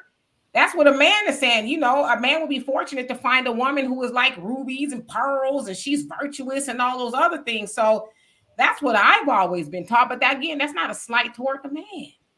But like I said, my daddy 80 years old, and I ain't never heard my daddy talking about I'm the prize. Well, I mean, of course, women are the prized possession. You know what I'm saying? Because we do things for women. Hey, I'm gonna tell you, wait, before you finish, and I'm gonna try to clean this up as best I can. My other good friend said his father told him, if it wasn't for women having meow, y'all know what I mean? He says, we'd probably kill you. So basically, that's the prize, right? That's really the only reason why he says, basically, us as men even tolerate y'all because of that. So I don't know if that helps to put it in more of a context. Well, actually, it does. Look at the animal kingdom. What do most animals do? They mate and then they go their separate ways, or somebody's going to get killed. Right. Hey, Monet, how you doing? Angela, you say being single is actually quite nice. There are some people who, they would agree with you. You know what? Walter dresses like that quite a bit. He said he's going to a business meeting. He hadn't worn suits in a long time, but I guess maybe he's starting to. But that's usually how he be. He gets down. Deacon said, who's teaching is how to love or how to treat each other. Yeah, you're right. And I've been seeing your comments. Nowadays it is, transactional. What you gonna do for me? How much money can I get from you? And all that other stuff. What's so funny is one day, Donovan and I, this is how much we hang out, especially when I was in California. We went to, what was it, a baby shower? Somebody's it was a baby shower, and it was just two 13-year-old girls. It was really cute. And Donovan liked to mess with everybody. And so he asked them about, they was his cousins. Y'all have some, boyfriends yet at school? And he said something about, or do they work at McDonald's? Or maybe they've been a little older, whatever. And they was like, nah, I don't want no man that's working at McDonald's. They broke. It was like not anymore. They getting $20 an hour. Shit. We were blown away. Like, damn, where they learning this from? They broke. I mean, my man can't work at McDonald's. I mean, delusional, unrealistic expectations. I was like, what? First of all, if you work at McDonald's and you live outside of California in New York and some of, New England, you could probably do okay. And here's what I mean by that. And I always go back to the basics. If you and your, sound like Medina, you and your man make $15 an hour, that's $30 an hour times 40. That is $1,200 a week. That is $60,000 a year. Do not tell me you cannot live in Texas, Florida, Arkansas, Mississippi on $60,000 a year as a household. The average household, I think even where I'm at in Orange County, is $80,000 for the whole house. And I'm in California. So don't tell me you can't live on $60,000. You can do it. Your house payment is $1,500. Your car payment's $200 each. You're not balling out. Food is $500-$600. You're eating like you got some sense. You got some health insurance. You put $400-$500 away for your retirement. Get some life insurance. It's doable. The problem is people blow too much money. So women talking about, I can't date a man that worked there. Well, if you worked there and he worked there, if you can't live on $5,000 a month, I don't know what to tell you. That's the problem with you. Thunder said, good man is the prize. I don't know why I'm itching. Lord have mercy. A good man is the prize for a woman. You get a protector, a provider, a producer, wisdom, financial support, security. It's his duty and honor to do this for her and be happy to now ask that of a woman. I mean, I'm like that. It is my pleasure to be there for a man. I've never been that type of woman. I ain't cooking for you. Or he come home to a dirty house or nothing like I never. So it's my pleasure as well. But It needs to go both ways. But I think now I have this question for the ladies. Sure. They have said this, and it's been proven. You guys are the most sexually liberated. You guys are equitable in the workforce. You want to go out there and bust your ass, you're more than likely to go do that. And you're doing all these things that you say you want to do, but yet you guys are the most miserable. And I'm not talking about our generation, Dimitri. I'm talking about the younger generation that bought into this BS. Then why is it these women are so miserable with what they've asked for, the freedom to do these things? Why are they so miserable? So you're saying women are sexually liberated now, but why are they miserable? They're sexually liberated. They can work. They can do all these things that they wanted to do. There's nobody holding them. They can leave a marriage whenever they want to. I mean, they're liberated, but yet they are miserable. What is it that you guys want? Again, I would say that's not all women. I know women that, like you just described, and they're happy, you know. So yeah, there's women out there who are miserable. Maybe they're like Tyrese's wife, you know, or ex-wife. She thought it was gonna be all great, you know. She out there single, living, but she thought he was gonna finance it, and it didn't turn out that way. They've been separated for like 3 years or so. I'm sure. It says, I think she was saying how she's struggling and she can't afford her house and all this other stuff. But it's like, well, I mean, that's probably why she's miserable. She screwed over a good man for something that didn't materialize. So maybe that's the case. I don't know. Well, how much was she getting? What couldn't she live on? Yeah, currently I believe she's getting like $20,000 a month or something. Is that what she wants to get? Where are the women? Something like that, like half of that. I think it's like wants. She wants 20,000, but right now I think she's getting 8,000 or something like that. You telling me you cannot live? I'm turning into James Evans. You cannot live on $8,000 a month? Come on now, girl. You could go out and at Chipotle and bring home $800. You know what I'm saying? You'd be at 88. Do not tell me you cannot live on $100,000 a year. That is nuts to me. Not only is that nuts, that is irresponsible for you to be with a man that is your ex who could die at any moment. So she probably don't have a quadro. So life insurance probably ain't in the plan. He could die and you could be on your own. That is buffoonery. And $200 car note, a $10,000 car note with $1,000 down payment at a decent rate will put you to about $200. It depends on how long you finance it. You know what I'm like? Man, I know for a fact, for right now, fellas, those of you that like big bodies, big booties, I'm talking about vehicles, right?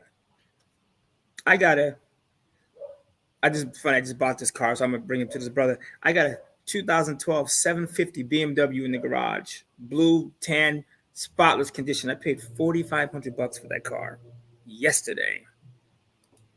So 2012 750 Li, it is beautiful. You can pull up to any valet, $4,500.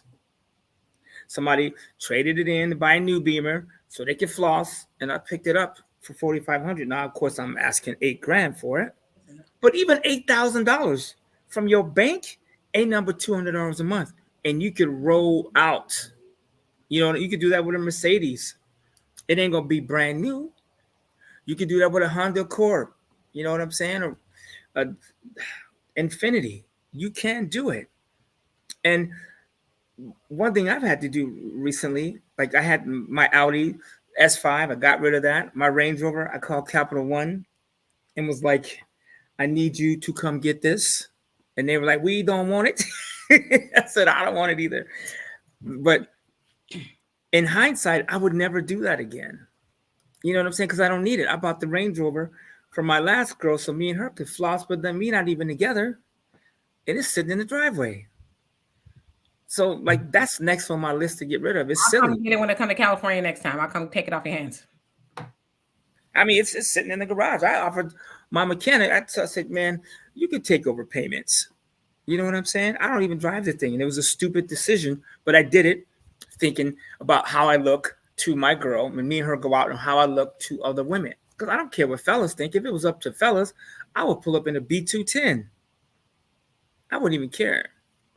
So, and you know what's attractive to real women is security. My husband drives a 10-year-old car, but he saves $1,000 a month in our retirement plan. Or he works his ass off and he's got life insurance, and he comes home and keeps the house in order. And see, for me, that's what's important to me. Like I've never been, and Donovan and Walter tell you, I've never been, and how you doing, Roland? I've never been one of those women that just, he got to be having this and having that and driving this. I'm like, just, have some hustle, a little get up and go. And like you said, we can put what we got together and we can make something of it, because I always say, there's men out there that are wealthy. They got nice cars and big houses, and they'll buy you anything, but they treat you horribly. And the same thing is true for women. I don't want to make this just about a man, because Lord knows. But a man having all that stuff doesn't make him a good man. There's a lot of good men out there, like you said, that's driving a 10-year-old, 15-year-old car. That's good, right? Good with saving money and know the importance of life insurance and all that other stuff. Because one thing I don't want you to do, sucker, and I do mean that with the most endearment, is up and die and leave me with nothing. Because you don't have a life insurance policy or whatever the case is. And I'm gonna say this to you for the men and women. If y'all need these are and because Walter actually talked about this before. If you are seriously trying to be with somebody, like it has to, before you even get in the bed, right? Do you have life insurance? How do you feel about those things? Oh, no, I ain't got no life insurance. That's a bill. Next, sucker. Next. Yep. Don't even give him a hug. Just keep it moving. Yep. Next, because that speaks volumes as to how he feels about like just taking anything seriously. Like we do. Also, we just living for right now. Well, again, what about these people that rather, buy their weed and their vices versus getting insurance and things of that nature? Because there's a lot of people that, hey, I'm smoking weed. I'm teaching my kids how to smoke weed and all this other stuff. And yet people are still dealing with these type of people. Water seeks his own level, and so do people. You get with a person that's, and not to speak bad of them, but just for context, that's doing gutter stuff. It's because you gutter too. You don't think that you deserve anything above the gutter. So you get with gutter people and they do gutter stuff. And like I said, I don't sell life insurance. Walter doesn't, or Donovan does. I just need to say that because I don't want anybody to think we're trying to sell it, even though you should get it. I've spoken to a copious amount of people who've called for their mama, didn't have a life insurance. So they maybe daddy. His mama got life insurance, but how can I get some of it? It's like you can't, because first of all, you shouldn't have opened your legs to a man that don't have life insurance, or you couldn't put one on. You should have never did that in the first place. And that's his mama's life insurance policy that she probably had on him since he was a baby. He up and died, and you think you were privy to it. Why? That's the first thing you should have did before you even gave him a child. Said, hey, we got a life insurance agent coming over. Ain't got to be none expensive. Some just in case you die, and we can send the child to college or whatever the case is. I ain't got to go out there and get with anything swinging because I need somebody up in here to pay the bills, and then they might come in here and abuse me and the child. I have something for. See, those are the conversations we need to have, especially in our big old 50s, because we all in our 50s here, right? And you know what? You're on the right thing. I know I don't want to throw it away, but I think we need to talk about this real quick, because the funny thing is, you guys bring up the insurance, right? I had a friend who, at 56 years old, wanted to get some insurance. Now, when the insurance people come out, they want to take your blood and all this other stuff. That fool got denied insurance because his health is so bad that they were like, no. I mean, they okay, don't get me wrong. They offered him a policy. The policy that he wanted, they weren't going to give it to him. He had to pay a higher premium and all this other stuff. And you guys know insurance better than I do. Why? Well, I can't even ask why is it. But see, we don't know this stuff because we think, I'm going to smoke my weed, do what I got to do my vices, whatever, right? And then that term life insurance that you had, that your mama had, that ran out. Now you're older and you've abused your body. Now they're going to give you the insurance. It's just going to cost you a higher amount of money or whatever the deal is. And then I told him that. I said, well, it's a higher, but you should get it. He didn't want to get it. Well, as we always talk about, and thought I'm gonna get y'all, and Debbie said we should do call-ins. I might think about it for the next couple of minutes that we hear, because I believe it or not, gotta still work once I get off of here. People don't understand, and Walter can speak to this as well. It's better to get life insurance when you're younger, because when you're younger, you haven't gone through life yet, right? You don't have illnesses, you know, DUIs, all that stuff counts, right? They sit up and they'll say, have you ever smoked weed in the last 10 years or whatever? No. Then they might do a test and find out you have. Have you ever had any DUIs? Yes, I have. Okay. They might rate you or decline you. Then they'll say, okay, well, you want $1 million policy. I think Walter froze. Oh no. Oh, you want $1 million policy. Okay. You need to go get blood work and these physical. Oh, you know what? We found out that you're a diabetic. You can't, so the point that I'm making is get it when you're younger, when you're healthier, you haven't been through life. You might not have left the bar drinking and got pulled over or something like that, because people get declined all the time. And it sure is a burden to have to be buried while somebody is trying to have a car wash. And I had this speech today to give, how many car washes does it take to have a funeral? Well, the answer is nobody never knows, because I mean, imagine being out there every weekend until you raise. Walter, what's the average price of a funeral now? $50,000 easily, and that's assuming. I mean, that's time off work, flights, paying everybody, the ministers, the church, the throwing your body in the ground. And then it's funny, they ask you, well, do you want us to actually put the body in the ground, or do you want us to do this? Would you like dirt on top of the? I mean, it is insane. Like everything costs. Yeah, they're nickel and diming funerals now.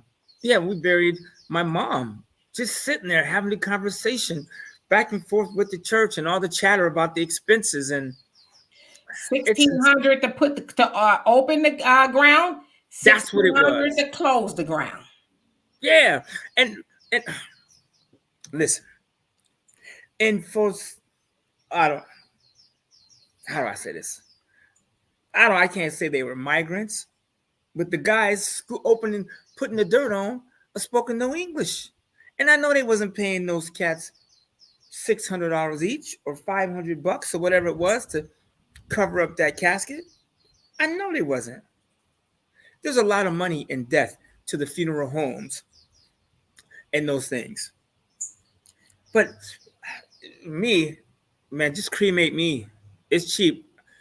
I think it's I don't even know if it's $1,000. They put your body in a box, and I seen it happen up in Riverside, California. They put some boxes out of the back of a white van, and you see the smoke coming out the incinerator. I was like, I'll be cool with that. I don't want to be in a box anyway. And don't put me in no urn. But listen, the public burials per se for people who don't have the money, this, that, and the other, they put you in the incinerator with a whole bunch of other people. So you may get the ashes, but the ashes are of a whole bunch of different people. It's not just your loved one first. Okay, get the ashes next. It's, sometimes it's a lot of people. So, that's something to think about too. But let's get these questions because we got a few of them. Thunder says, if a spouse is injured and permanently disabled and hospitalized, is it okay for the other spouse to have someone else to fulfill those needs? Or is it okay, oh gosh, to still have sex with the other spouse? I think that would be up to the person. Yeah.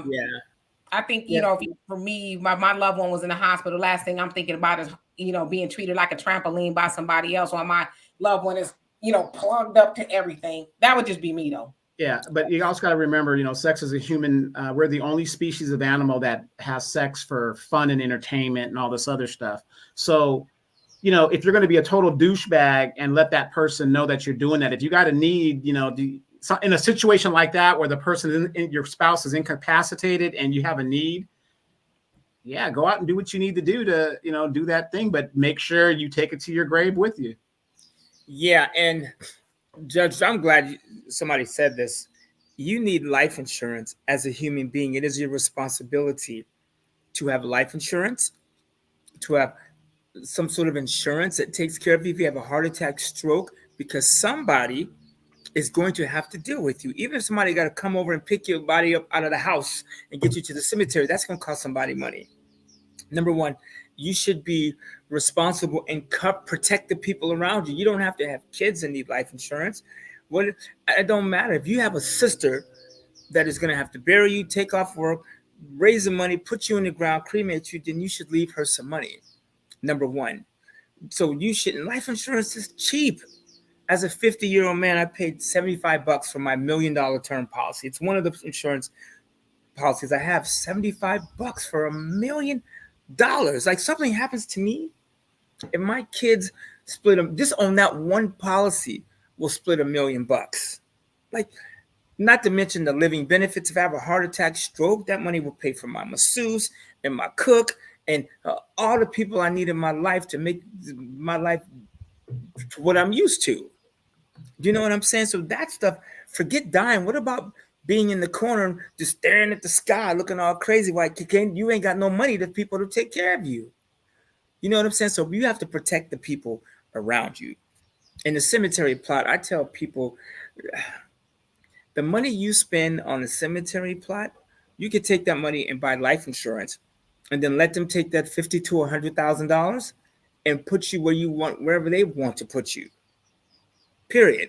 Because I don't care where I end up. That's on my kids and their emotions. Once I'm dead, I'm dead. I don't know it. So I'd rather leave that money for them to make the decisions. You know what I'm saying? If you want to leave my body in a cold morgue, I'm dead. I don't care. I could care less. I really don't. I want my kids to be taken care of. Right? And so the burial plots, it's funny, me and Terrell, I guess you're going to be having them on here soon. We talked today. Black people, from what I understand, I think he got this from you, have more insurance than any other race, more insurance policies. Because we were sold this insurance, which I'm sure it had something to do with systematic racism.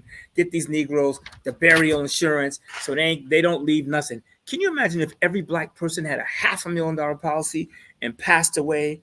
Even Pookie and them over there, he owned the corner high, but he left a $500,000 to his family. That would help them avoid that corner with some written instructions in the plan. Yep. So, and whole life and term insurance are two different things. You need to have them both. Whole life, the old whole life is trash, but like permanent insurance, cash value, you got to have that because you have that forever and you can build up cash. And the term just allows you to have money as a bridge to, because you can get a bunch of it for a shorter period of time, assuming you can even get insurance, right? Some of us can't get it. Like right now with my diagnosis that I got a few years ago, I could not get life insurance. I have to wait 3 years to be cancer-free to buy more life insurance, right? Or if I had a mental illness, or even if I say I did, I got a lot of friends. One of my friends was like, well, I'm going to say I have PTSD. And I said, even if that's true, the insurance companies, the number one loss for them is mental illness. And not like craziness, but like, some people have real trauma. You know what I'm saying? So if you have PTSD or something from your past, they worry about you walking in and shooting everybody because you said you have that. Like I know people who really have PTSD, and that's not the cat you want to piss off. I can promise you, the house is on fire. You know what I'm saying? So there are some mental, like if you say I went to marriage counseling because I was depressed when my husband left, an insurance company will not touch you. They won't touch you. Because mental illness is the number one thing insurance companies worry about, period. More, because think about all the kids that commit suicide, all the husbands, all the wives that commit suicide.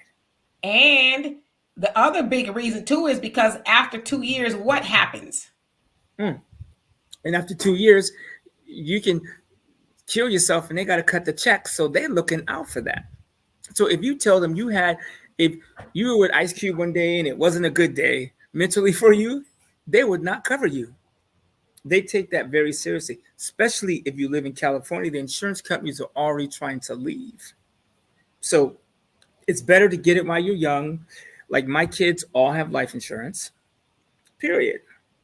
And I think they should have at least $250,000. For most of my kids, I pay for their life insurance. 1, it gives me somewhere to put money. 2, if something would have happened to one of my kids, I ain't gonna be trying to function. You know what I'm saying? I'm just like, be like, yo, add $250,000 on my kid. Something happens to them, we could shut it down and just chill for a while. We ain't gonna be hustling, busting, grinding, waking up early, going to work. It's like, yo, we done for right now. Grandchildren and too. yeah, and for $50 a month, you telling me you can't protect your family? I can tell you the biggest thing when it comes to death is not the death of a spouse, it's the death of a child. Because people lose spouses. What you don't see is you don't come up in a house with somebody that loses a child and they got a picture of a new child on the wall. You lose your husband, you could remarry and he'll be on Facebook. You know what I'm saying? So that's the type of stuff you need to think about. And Sam, I went to AIG when I was 50 years old. And for $75, they gave me $1 million policy with AIG. I think it's now Corebridge. $75 to make sure my kids are straight. If I go out Kevin Samuel style, and I hope that's how I do it, my kids are straight. And I feel good knowing that my kids, I will leave them something. You know, it just this. I think it's part of being responsible, knowing that something happens to you, your kids will be better off, or they'll have a safety net. You know, and the military does give you policy. I don't know how long that lasts. I think they have the SGLI or something like that. I think as you get older, if I'm correct, they give you less or something like that. I think it does. I'm not sure. When I was a financial planner, I used to see it. But well, that you have to protect the beneficiary. You know, if you don't change your beneficiary, then the ex-wife will get it. A lot of people get life insurance and don't change the beneficiary. And the other thing too is, and Walter, I don't know if this is true for you because you used to sell life insurance. I think that was one of the most difficult part of the life insurance process is who to have as the beneficiary. And a lot of times it wasn't your spouse or your mama or your daddy. Because I would always say, make sure it's somebody that you can leave this money to and they ain't gonna run off, to the casino or, do something crazy. Like they're really going to, take care. Let's say you make them the beneficiary and you have a child, make sure they're going to take care of the child. Of course, you want to have like a will, living, trust and all that other stuff. But the beneficiary is really important. Like, who is that person that's not broke, right? That does not need the money. Of course, they'll benefit from it, but they're not going to squander it and leave your child out there. Or unfortunately, your dad with no headstone and that kind of stuff. You really have to think long and hard about that. Yeah, and that's just ratchet. But you you could, like with my insurance, my son is a finance guy. We did financial planning together. He's in finance. He understands money. Me and him talk about money all the time. Me and his wife, they live down the street from me. We talk about money is 95% of our conversations. And so if something happens to me, he knows how to give it to the kids, and all 6 of my kids get money. And the conversation me and my kids have when I see them all the time is we talk about money. And my daughter Brittany, who is super smart, is figuring out a lot of this stuff on her own. She's making her own money now. She's out there getting home late, waking up early, dealing with the kids. I mean, it's like, yo, you know what I'm saying? Like, it's making sense to her that money moves the ball. So something happens to me, and I've made some adjustments too, because now my kids are getting older and they're becoming smarter, and they're all starting to come around. But like, you want to leave the money to somebody that is going to do the right thing. And that's a tough conversation to have. Like sit there and like, okay, who's your beneficiary? And I've seen some couples, when you do their life insurance, they'd be like, oh, it ain't going to be her. Or it ain't going to be him. Some couples will just not get it versus having that tough conversation. Right. And then somebody come up pushing up some daisies, some doggone where, and then they talk about, oh my God, and we've seen this a lot. And it's funny because you see people talk about GoFundMe's not a life insurance policy. It's like, well, people at this point are just saying it. Because then when somebody up and die, you'll be surprised. People who die or somebody dies, is like, what you mean you ain't have you didn't have no life insurance? How embarrassing is that in 2024 to have to have a GoFundMe when you know all these life insurance companies, everybody's talking about it. I mean, it's and you don't have to have $1 million. Leave your kids $100,000. A term policy for $100,000. You could get just like that, and it's easy money. Something happens to you, your kids are taken care of. And when you're younger, you know, because I was ignorant once. Walter first started selling life insurance. I was one of the first people he came to see. He was like, "You need to get life insurance. You know, get life insurance on your daughter, which is his niece." I was like, "Nah, something happened to my daughter. I'm diving in the casket. They just gonna bury me with it."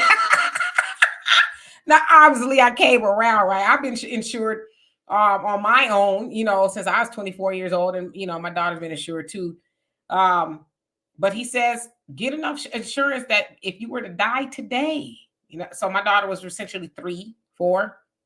Well, you were to die today, you want her to go to college, you want to pay for her wedding, you want her to go, you know, you want her to have a quality of life that you would, you know, make sure that she had if you were still here.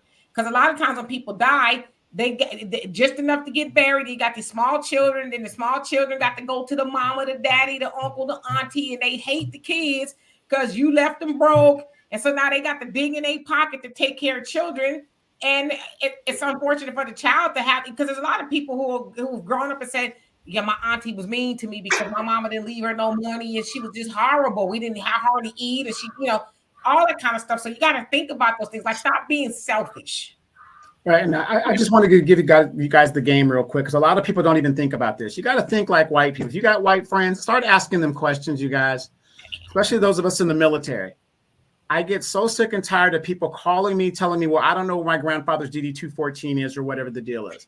If you got a young child that has just come out of the military, what you should do is file their DD-214 with the county. You can file any important documents with the county. So that way, if something happens to them, it's a county record that you can go there and it's on file forever. And that is one way to do it. So, I wouldn't necessarily put your insurance out there, but I'm talking about your DD-214s, things like that. File those type of documents with the county. And in the Black community, you will be surprised, Demetra and Walter, how many people in our community, they didn't even know you could file stuff like that with the county. Your mortgages, your stuff like that, that's public stuff that is already public record that you might have. You can file that with the county and stuff like that. But for my military members, file those 214s with the county. So if something happens to you and your family needs to get this information, you ain't digging it up, or he threw it up and wiped his butt with it when he got out of the military and ran for the gates, because a lot of people do that. You can file certain documents with the county. So don't forget that. Well, yeah, and I hear a lot of people say, well, I don't want people to know about my life insurance. They should. And if you around those type of people that you can't tell about your life insurance, you probably shouldn't be around them. Number one. 2, I know some people say, my kids are grown. My kids are grown too. Mine too. Listen, and Donovan, you brought up white people, and I hate that that becomes the subject. That my white friends, their parents, I think the white community, they stayed together longer. I mean, it was for them to stay married and be married was the thing. Black people, thanks to the liberals and, was the civil rights and some of the stuff that was put in place by the Dixiecrats, the Black family was not together. So we didn't have the things that a married, kid that grew up with 2 parents, would have. You know what I'm saying? But my kids are grown. I will always have life insurance. I'm 100 and my kids are 75. I want to leave something for them. I want to give my kids a chance to do better. And yes, it could be out of greed. I want my kids to have a leg up. If they got $1 million, I want to leave them another $1 million, so they are just that much more secure. What else am I doing with my money? Anyways, how many How many steak dinners can I eat? How many cars can I drive? How many houses can I really own and live in? See, Black people, we need to hold each other's feet to the fire. Here's a candle. My website's back up, right? Hold our feet to the fire. And like that should be the conversation. Like, man, like I jumped in one of my boys. I was like, do not tell me that you don't have enough life insurance. You got all these damn kids. You especially as a man with all the crazy stuff that's going on, don't tell me you don't have life insurance. If you can get it, if you can't get it, then that's different. Because some people physically can't get it. And you know, a lot of kids have illnesses now. A lot of kids with diabetes. Like when I was a kid, we had the fat kid in school. Now you got the skinny kid. Because most of the kids in school are obese. You see 7, 8 years old walking down the street. They're big as a house. They look like little tiny homes. They got diseases. Like we didn't have childhood diabetes and this, that. The kids are sick to the point they won't be able to get life insurance as an adult. So when you get life insurance on a 3-year-old, you think in the future, especially because of our food and all the stuff, there's no way you shouldn't have life insurance. As soon as the baby come out the womb, pow, he start crying, boom, get him some life insurance. That's what some of the, what's the word I'm going to use, more successful, sophisticated people do. And it's so easy, it's cheap. You got a Range Rover and you don't have life insurance, or you're driving a luxury car and you don't have life insurance for your family, you should maybe reevaluate your car decisions. You know what I'm saying? And so we got to, and you get the insurance, you write it down, you tell your kids, here's what you're getting, next subject. And you don't have to talk about the life insurance. Me and my kids don't talk about my life insurance unless sometimes I do joke about it. You know, they'll say, well, Dad, what if something happens to you? You know, when they found out I had cancer, and I was like, you know what? The coolest thing about being dead is you don't know it. And y'all will be straight. You'll have life insurance. Y'all won't be straight. So let's talk about something else. You know what I'm saying? But the fact that I have life insurance makes, you know, the thought of me passing away, if that was going to be the case, puts me at rest. A lot of people worry about death because their stuff is not in order. If your kids are straight, and like if I died tonight, I went out Kevin Samuel style, and I passed away, my kids, that's how I want to go. I don't know how he went. I heard he went out, and I have this new coconut candle where you can pour on each other and use it as a lubricant. It is off the hook. It's called Ula. But you're going to mess around and spill some on the floor and slip and bump your head. No, you got to be careful with the coconut oil candle. But if I go out, they're taken care of. You know what I'm saying? That puts you at peace. I really think that's why people are afraid of death, because the stuff's not in order. You know, there's things you haven't said to your kids, conversations you haven't had that you need to have, especially when it comes to money.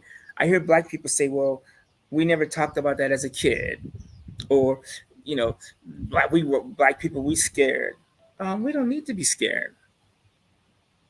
You know what I'm saying? We should be willing to let our kids know what we have going on.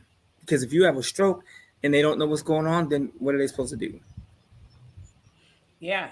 And, you know, I want to say this because we're going to get out of here because I got stuff to do. It's like if you think it's hard now, just wait until somebody dies without life insurance. Then that's when it really gets hard. Because it's hard to grieve and try to plan on, you know, how we're going to get our loved one buried. And a lot of times, if they're on a cold slab in a morgue, usually it's a city morgue, and they're waiting for you to figure out what the plans are. Because you can't, like back in the Western days, right? Back in the older days, you just back the horse and buggy up, you know, and then you go bury your loved one in your yard or whatever. You can't do that no more, right? There's rules and regulations. So a lot of times they give you about 30 days, depending on how crowded they are. And then if you don't come get the body in about the time that they give you, then they do cremate the body with a whole bunch of other people whose parents or loved ones or whoever could not get them out of the morgue in time. They have a mass cremation and they say, well, here's a box or a bag. Your loved one is in here somewhere. Now, the other thing is I'm going to start writing horror stories. I don't know if I told y'all, but I am. I decided that today. The other thing is, your loved one may or may not be in those ashes, but they might be in there with a serial killer or, somebody really sadistic, if you believe in that kind of stuff. So I'm telling y'all that because it doesn't get real until it gets real. And I've had those conversations with people as a life insurance agent. They thought their mom or somebody was covered. And I've even had to tell somebody, well, you could probably donate the body to science if you don't have any, thing to do. And they said, well, we didn't know that. And, thank you for that.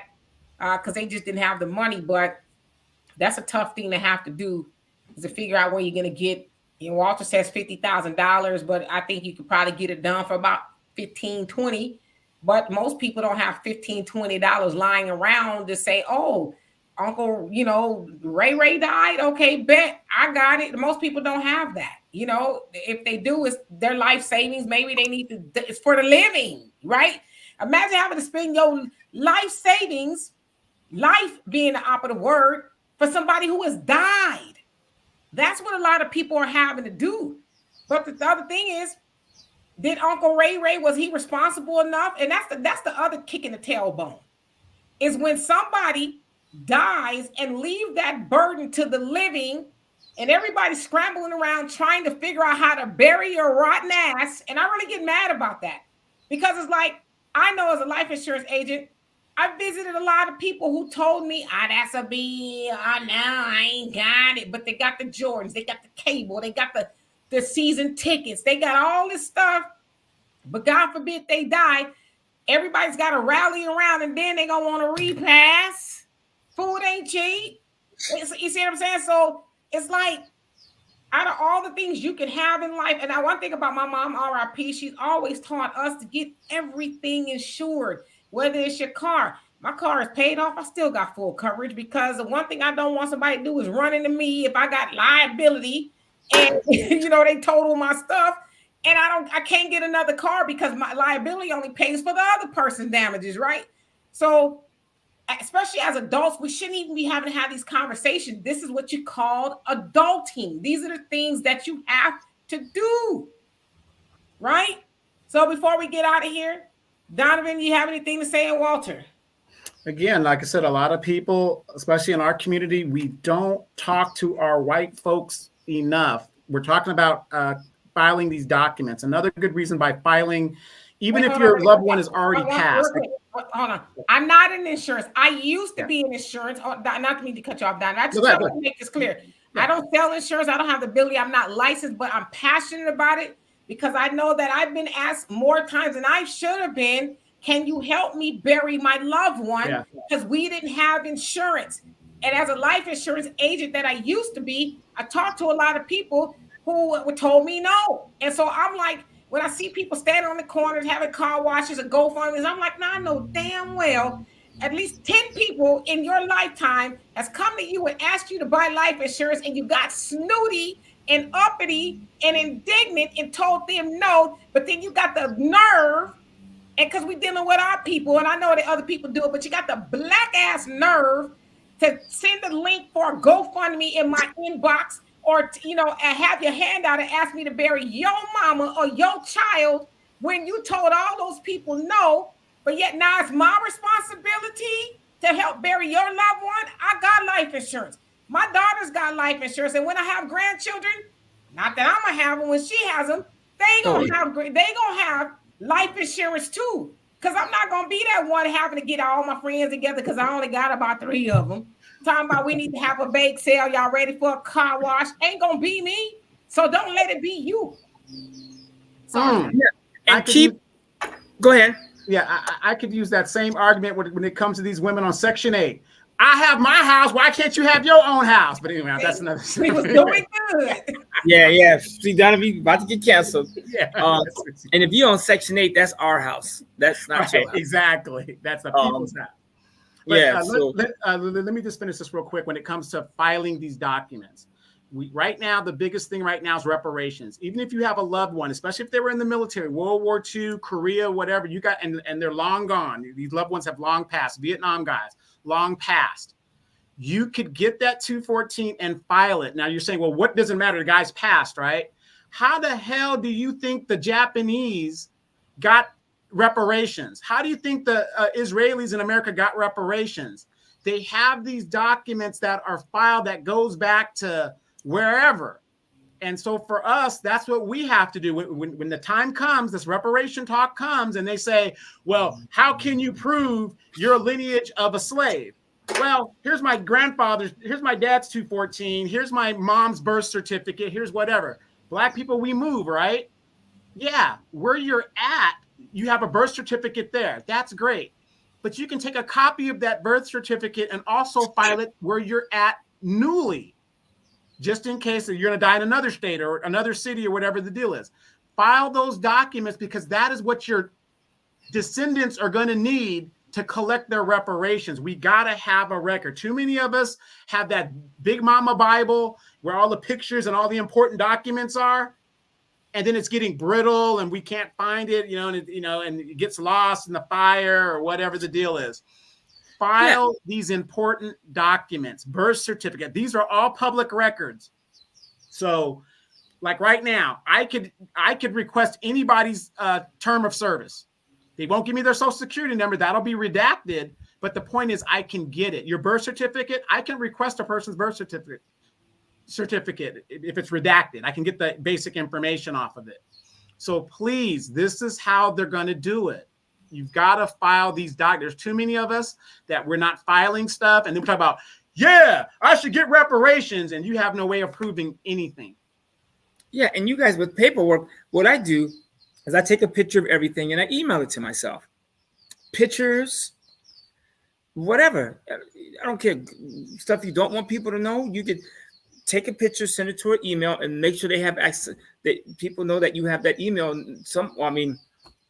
It is what it is. Somebody should know how to check your emails. It just, you keep the good email. You can keep the freaky email if you need to, but the ones you use for OnlyFans and all that stuff, you can keep that one. But you should have an email that people have access to. Like my son knows how to check my email because there's an email I have, my information, documents, my life insurance, property, all that stuff. He knows where it's at. And for the most part, not all my kids do.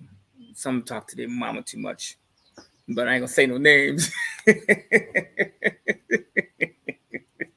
Woo! You know what Donovan is the cool thing is when you stop giving the F.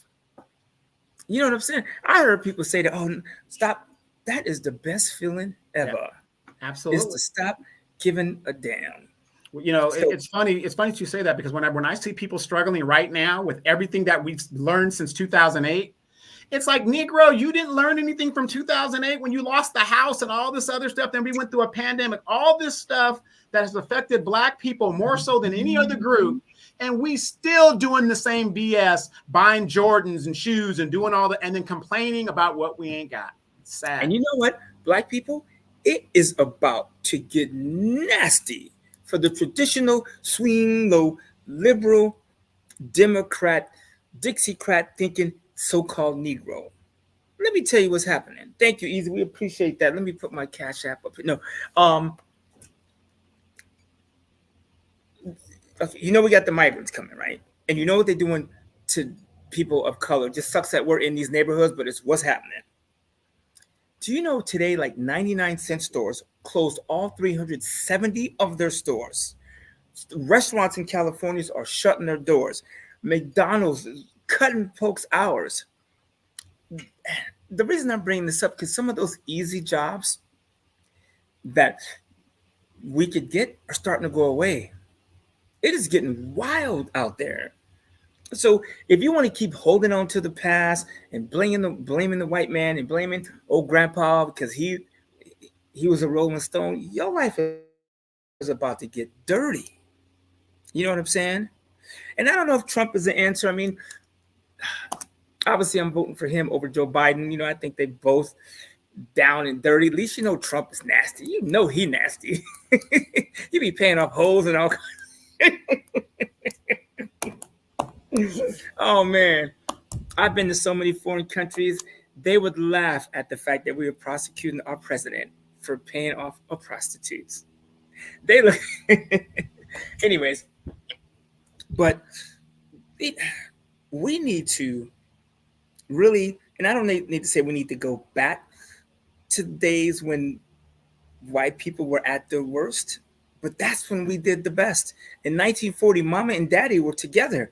Mom and daddy put on the suits, period. In 2024, it's hard to go out and see a black man and a woman out in a suit with their kids or going to a nice dinner. I love that. One of the reasons I wear a suit almost all the time, because my father, he still wears suits. Some would be too big. It's a whole nother conversation. But I learned that from my father. My father wears a suit everywhere. And I was like, I ain't gonna never be that dude.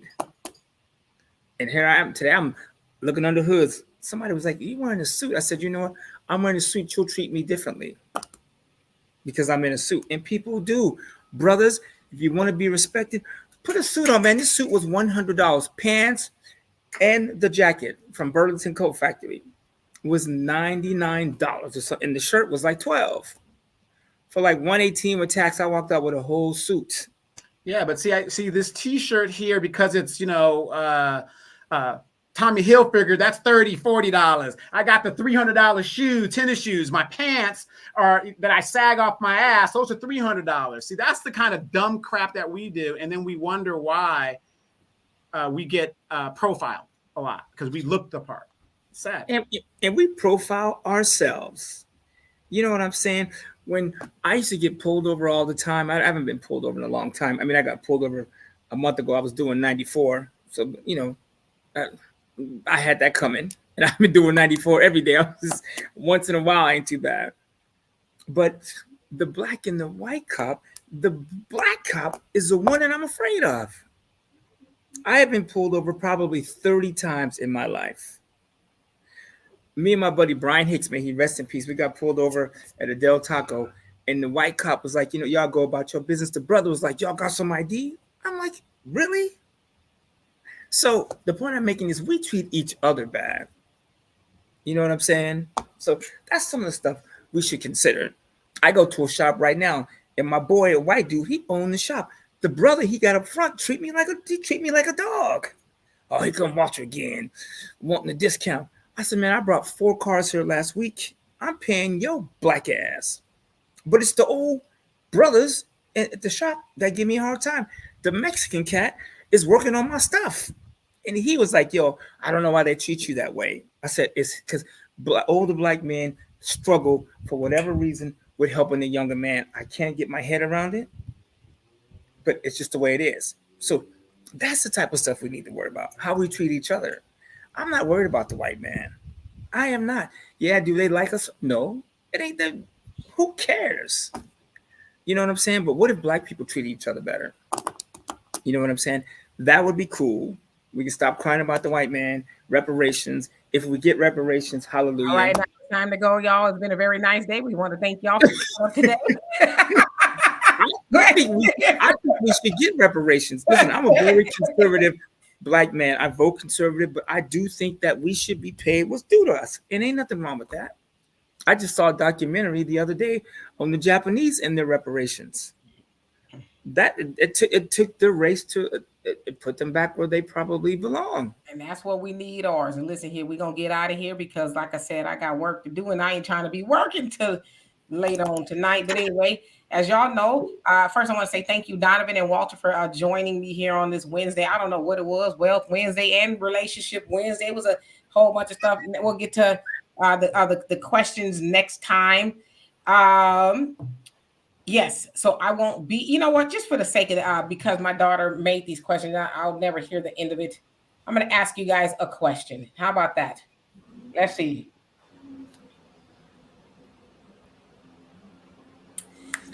What's your favorite childhood commercial? Walter, really quick. Schoolhouse Rock. Donovan? Rod and Allen Rippey. Remember that guy, Rod and Allen Rippey, the little black kid? I think he had the hamburger commercial. Was it hamburger? Was it? Oh, was yeah, it was. I was like, yeah. Ooh, what's mine? Oh my god. Man, oh, what would be my favorite childhood commercial? That in the background. What we got? A dump truck. Oh, that. I got you. My favorite childhood commercial. Oh my God. I could bring home the bacon, fry it up in the pan. That was the Anjali, the Female. Anjali, huh? What'd you say, Walter? Oh, you dating yourself. Yeah, I do remember that. I'm trying to think of a product that was from. That was a perfume commercial. I think Anjali is the name of it. Yeah, I remember seeing it. You know, she was like, I can do all this stuff, but you know, but she says, but I'm a woman, but Anjali. I remember that. No more than 5. They ought to start playing that commercial again so women can go back to being women. We need some Anjali women. Oh, wait a minute. My daughter texted me one. It's so funny. She never heard of this. Now, Donovan, I know you know, and I know Walter know. If you need another car, how'd it go? The hook is pussy cow, pussy cow, pussy cow. Oh, you talking about the car dealer? And listen, go see Cal. Yeah, Cal Worthington. Cal Worthington. Right. It'd be a gorilla, it'd be a tiger, it'd be a panther. Yeah. And a hippo. Like, she said, what's a pussy cow? I said, I don't think we ever knew.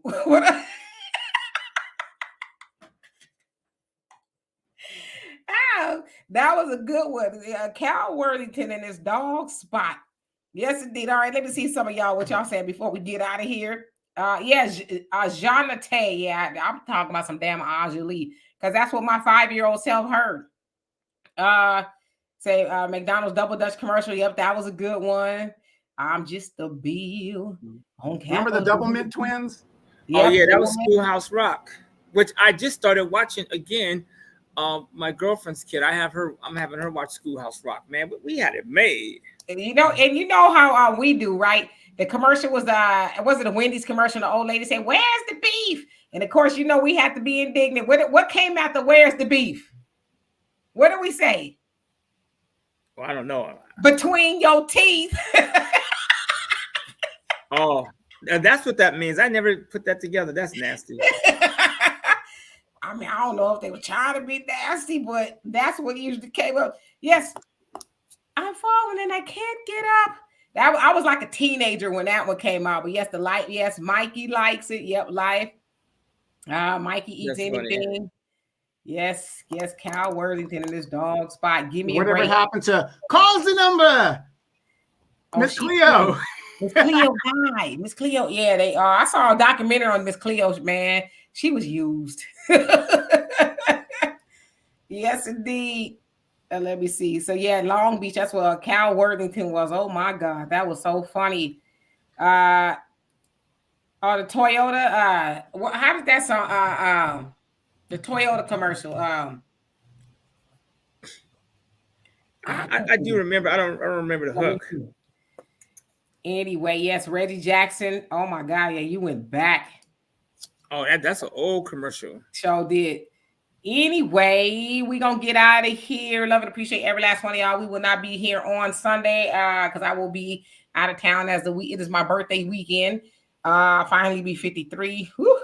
Donovan, he is going to travel to his late grandfather's headed to Louisiana. Louisiana. Yes, indeed. The Chia Pet. Oh my gosh, you went way back with that one. My Baloney has a first name. Yes. Anyway, thank y'all so much. I love and appreciate you. Easy. Thank you so much for the donation. Everybody who likes, subscribe, and everything in between. We will see y'all next Tuesday. In the meantime, you guys have a great day. Thank you for the safe travels, and we will see y'all. I might try to go live when I'm in Vegas. We'll see. We'll see. Anyway, y'all have a great day. Peace. Peace.